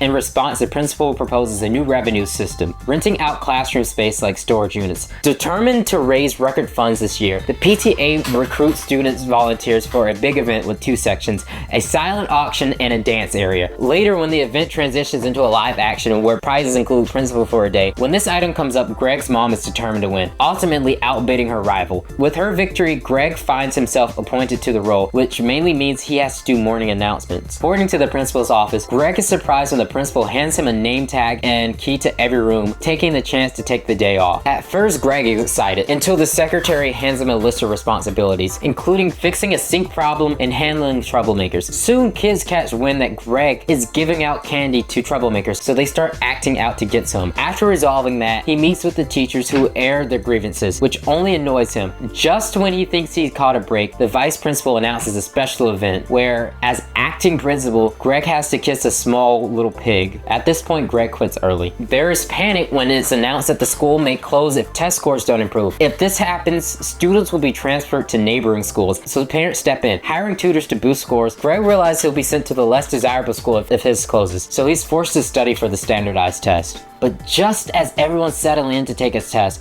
a swarm of bees disrupts them, derailing any hopes of a good score. The school then closes that Friday. Greg's first day at his new crummy school in Slacksville reveals that everything is below the standard of his old school. However, he realizes he has a chance to be seen as cool here, bringing in the famous fudge dogs and quickly making friends. He gains popularity, even catching the attention of a girl, Sophie, who soon becomes his girlfriend. On their first date, Sophie's dad drives them to the movies and grills Greg with questions. Greg impresses him by speaking Latin enough that Sophie's dad decides to donate money to reopen Greg's old school, which angers the students who were just getting used to their new school. Greg's girlfriend breaks up with him, and the book resets for another year where Greg will still probably be in 7th grade, and I will slowly be losing my damn brain cells.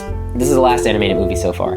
As Christmas approaches, Greg is determined to stay on Santa's nice list to get the new Mega Station 9000 video game console. His mother introduces a creeper tradition, Elfrendo, a stuffed elf doll made by her grandmother who is supposedly watching over them. To stay good, Greg and his friend Rowley attempt to build a snowman, but end up creating a giant snowball that damages a local snowplow. They flee the scene, fearing identification by their clothing, and hastily toss their jackets into a dumpster. The next day, wanted posters of them appear around town, prompting them to plan a retrieval mission. A snowstorm traps the Heffleys indoors, raising tensions as the power goes out and their water perps bust. They decide to open presents early that day, but Greg is disappointed to find it's clothes from his grandmother instead of the console. Later, he sneaks out with Rowley to dig through the donation bin, but gets caught by the snowplow driver, who is impressed with his shoveling and offers him a ride home. Greg learns she's a single mother struggling to support her son Tyler and wants to buy him a mega station. After returning home as power is restored, Greg faces the police, who turns out to be looking for toy donations.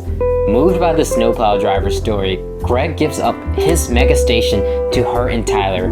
He realizes the importance of family and generosity, promising himself to save for the next concert release. In a twist, he throws El Friendo away only to find the doll has mysteriously returned to watch over him. It's a pretty good animated movie. That entire trilogy may not be as good as the first original trilogy, but it's still pretty good. This is the most recent Diary of a Wimpy Kid that came out a few weeks ago. Greg recalls his dad saying, "You can pick your nose, but you can't pick your family." Despite their annoyances, family is unavoidable, and Greg realizes that his grandparents are the true heads of the household. His grandmother, known for her incredible cooking, especially her coveted meatball recipe, is the focal point of family gatherings even after moving and assisted living. As her 75th birthday approaches, Greg's mom and sister plans a celebration. She declines, wishing only for a family photo of the beach with their old lighthouse in the background. Greg is skeptical about this idea, anticipating the inevitable arguments between his sisters. In an attempt to get the boys excited for the beach trip, Greg's mom shows them their old family photo albums, only to find that many family photos have been cut out of their photos by grandma, leading to her declaration that only people who marry into the family are allowed in the photos. While Greg isn't looking forward to a week at the beach, he is excited about the prospect of dining out every day, as his family rarely eats at restaurants due to their poor table manners. He reflects on a fancy dinner with Rowley's family, realizing he has yet to experience a true dining experience.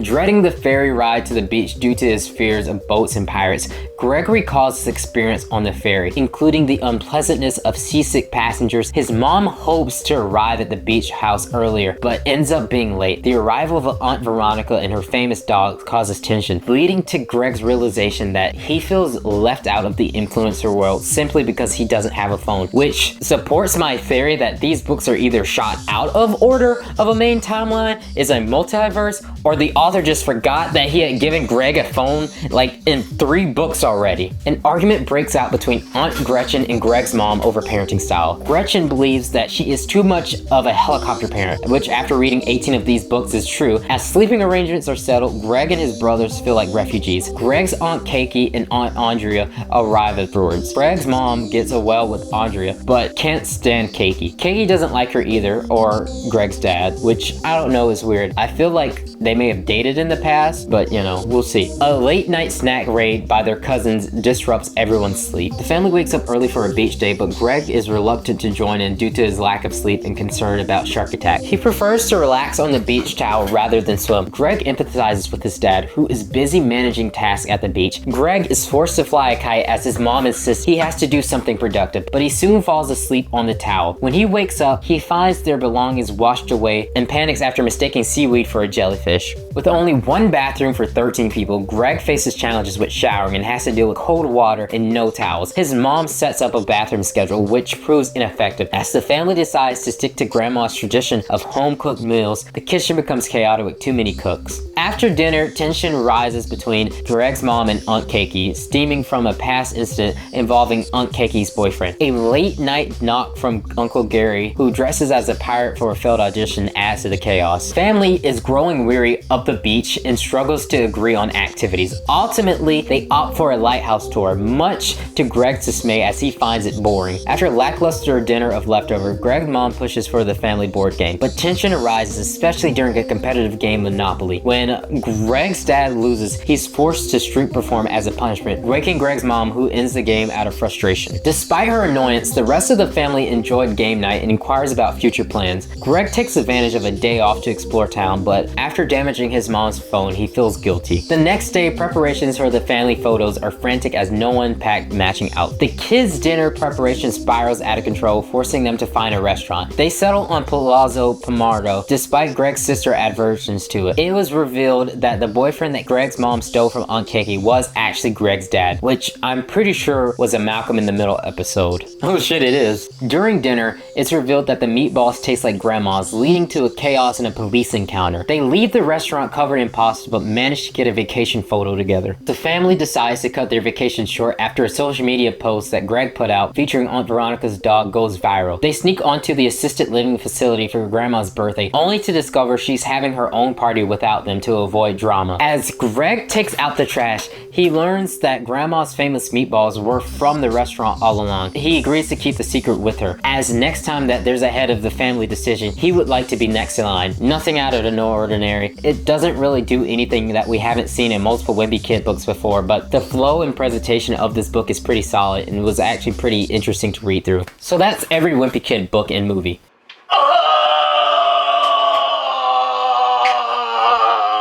You think that this is the end of the video, but it still feels like something's missing. And if I hadn't stumbled onto the Wimpy Kid subreddit, I might not have realized. For most people, after finishing the series, that's it. But for a few, it means diving even further deeper, consuming fan-made content called LIBs, or Looks Like Book, which are fan-made books inspired by the series. I feel the main drive for creating these fan books, aside from shock value, is the desire for growth and change, wanting something more, something that the original books won't offer. The Wimpy Kid series feels like it's stuck in second gear, with characters who never age even as the series continues expanding. By now, Greg Heffley should have graduated college. Fans who've grown up with this character crave something different, so they take matters into their own hands. There's a lot to explore here, but for now, here are a few standout examples of band books. Greg Goes to Vietnam, which is exactly what it sounds like. Diary of a Band Kid, where Greg is a fedora-tipping incel. Pranks Night Out, which has Greg's dad as the main character, and after a night of drinking, gets kidnapped by Rowley's dad, who wants revenge against Greg's dad for sleeping with Rowley's mom. And so they beat the shit out of him, and then they cut off his penis. They cut off his penis! Since it's the holiday season, Greg's Donut Adventure, which will probably get me flagged if I speak more about it. And finally, Diary of a Wimpy Kid 25 years later, which is what happens after middle school and high school. It's incredibly dark, rough, intriguing, and somehow incredibly humorous. If you only read one, please read this. I'm pretty sure that you've seen this image floating around the internet, which is oh boy. Anyway, these fan books show that it's agreed upon in the fandom that there's something off about Greg. He's way past the usual angst of a middle schooler, and after reading this entire series like I just did, you start to see it. Greg is kind of a psychopath, a sociopath, whatever you want to call it, and I'm not the only one who thinks this. Fans have dissected this topic endlessly, even writing college theses on it. In Greg Heffley, A Psychological Analysis by Bedhead Bernie, they claim that the analysis is structured around common sociopathic traits, comparing each to incidents from the book series where Greg exhibits similar behaviors. Key observations include grandiosity. Greg often exaggerates his achievements and sees himself as destined for fame. Manipulativeness. He frequently exploits his best friend Rowley for personal gain and attention. A lack of empathy. Greg rarely feels guilty or remorse, particularly evident in his treatment of others and his response to their suffering. Pathological lying. He often fabricates stories, even bizarre ones, to enhance images or excuse his behavior. Impulsiveness and juvenile delinquency. Greg's actions, like skipping school responsibilities and using others, suggest a disregard for rules and consequences. It's worth the read if you have time. So we've covered the books, the lore, the fan creation, and even a college thesis. But what happens when somebody combines all of these elements? That brings us to the fan film Diary of a Wimpy Kid freshman year. This film cleverly parodies all the live-action Wimpy Kid movies, placing Greg in front of a green screen to make it look like he's part of a hand-drawn world, which isn't easy. This time, Greg is finally in high school, where things have changed. Rowley, for once, is actually seen as cool. He even has a car. Meanwhile, Greg's high score in Twisted Wizard doesn't seem nearly as impressive in comparison. There's also a subplot where Greg starts exploring his sexuality, which leads the film into some fantasy elements that you'll just have to see for yourself. Overall, it's a really cool parody that captures everything that Diary of a Wimpy Kid has come to represent in modern times. Now, as we come to the end of the video, it's time to talk about what Diary of a Wimpy Kid means to me. It's like a time machine to my past, a time where life didn't really make sense and I was angry without reason. Wimpy Kid, in a funny way, is the voice of the every kid. Most kids are just average. That's the reality of life. They don't have standout talent. They're just trying to navigate the world while the best of their peers get all the praise. It's easy for them to feel ignored, and I feel like this Reddit post captures it perfectly. The main character, Greg, is a ridiculously average kid who doesn't possess possess any exceptional talents or standout qualities aside from being unbearably socially awkward or exhibiting social or self-centered behaviors, which alienates the people around him. I've kept my Diary of a Wimpy Kid do-it-yourself books over the years. There are little activity books where kids can create their own stories, and I bet if I open them right now, they're filled with all that angsty loneliness that's both relatable and ridiculous. Alright, let's just go through them. Oh boy, it's falling apart. So yeah, it's really cool. There's like little activities in here, and it's just like you can make your own jokes and stuff. And then the real selling point, at least for me, what really kind of jump-started my interest in writing was that you could make your own kind of Wimpy Kid. So if you see it, I have it as Diary of a Wimpy Kid, like small fry. You know, my little brother Jordan has grown taller than me. My mom says I'm going to get taller, but I have not grown an inch, and he's in the 3rd grade and I'm in the 5th. And then it has a photo of my brother who's like taller than me laughing at me with my glasses on. Well, at least I can beat him at video games. I get the last laugh. And you know, it's silly stuff like this. It's funny, you know. None of the book is really written well, but it's cute because, you know, it's kind of like a step back into memory lane. There's even a part where I say shoot. Oh, here's one. One good thing is I got to play some PSP, so I guess that was kind of good. Shoot, if I knew it was going to be this boring and then that underlined boring, I would have not gone. I want my $2.50 back. Then it's dance and ping pong. I don't do either one of those, so I went down to the movie and gym. I would have done movie, but they were showing one of the lamest Disney movies. Bolt. My brother's dad is here at our house today. When my mom dropped us off at the bus stop, she said, "We'll see you in 2 weeks. Hopefully she won't leave me with the bedwetting fat." Oh, I can't say that. Oh. In an attempt to keep one last connection to my childhood while finally putting it to bed, I bought One Last Wimpy Kid journal, and it's just a blank journal. This thing cost me $20. The only thing that's a Wimpy Kid-esque is the fact that it says diary, and then there's Greg Heffley's head right here. I'm not mad. I'm not mad at all at my financial choices. Not at all. Anyway, for those of you who stayed long enough, here's the first entry. Hello. It's been a while since I've done something like this. Anyway, my name is Adrian. I'm 26, a college graduate, obsessed with wrestling, photography, and videography. A blurred, okay at boxing, still trying to learn that. Have a solid friend group, still figuring things out. Sometimes insecure, but mostly happy. Which took a while, but hey, it's still working out. Oh, and I'm still a virgin. Guys, thank you so much for watching this video. This has without a doubt been the longest project that I've ever made. It took all of September and October just the script, and as usual, a like, comment, and subscribe, and hitting of the bell notification would mean the world to me. And if you can, feel free to support me on the Patreon link. Let me know what you guys want to see next. It's just me here making these, so the next video will probably be way shorter as I recover. Thanks again for watching, and I'm gonna go take a nap now. Alright, here's the tier list. Boom, bang, boom. This book's good, this book's bad. Alright, I'm out. Bye.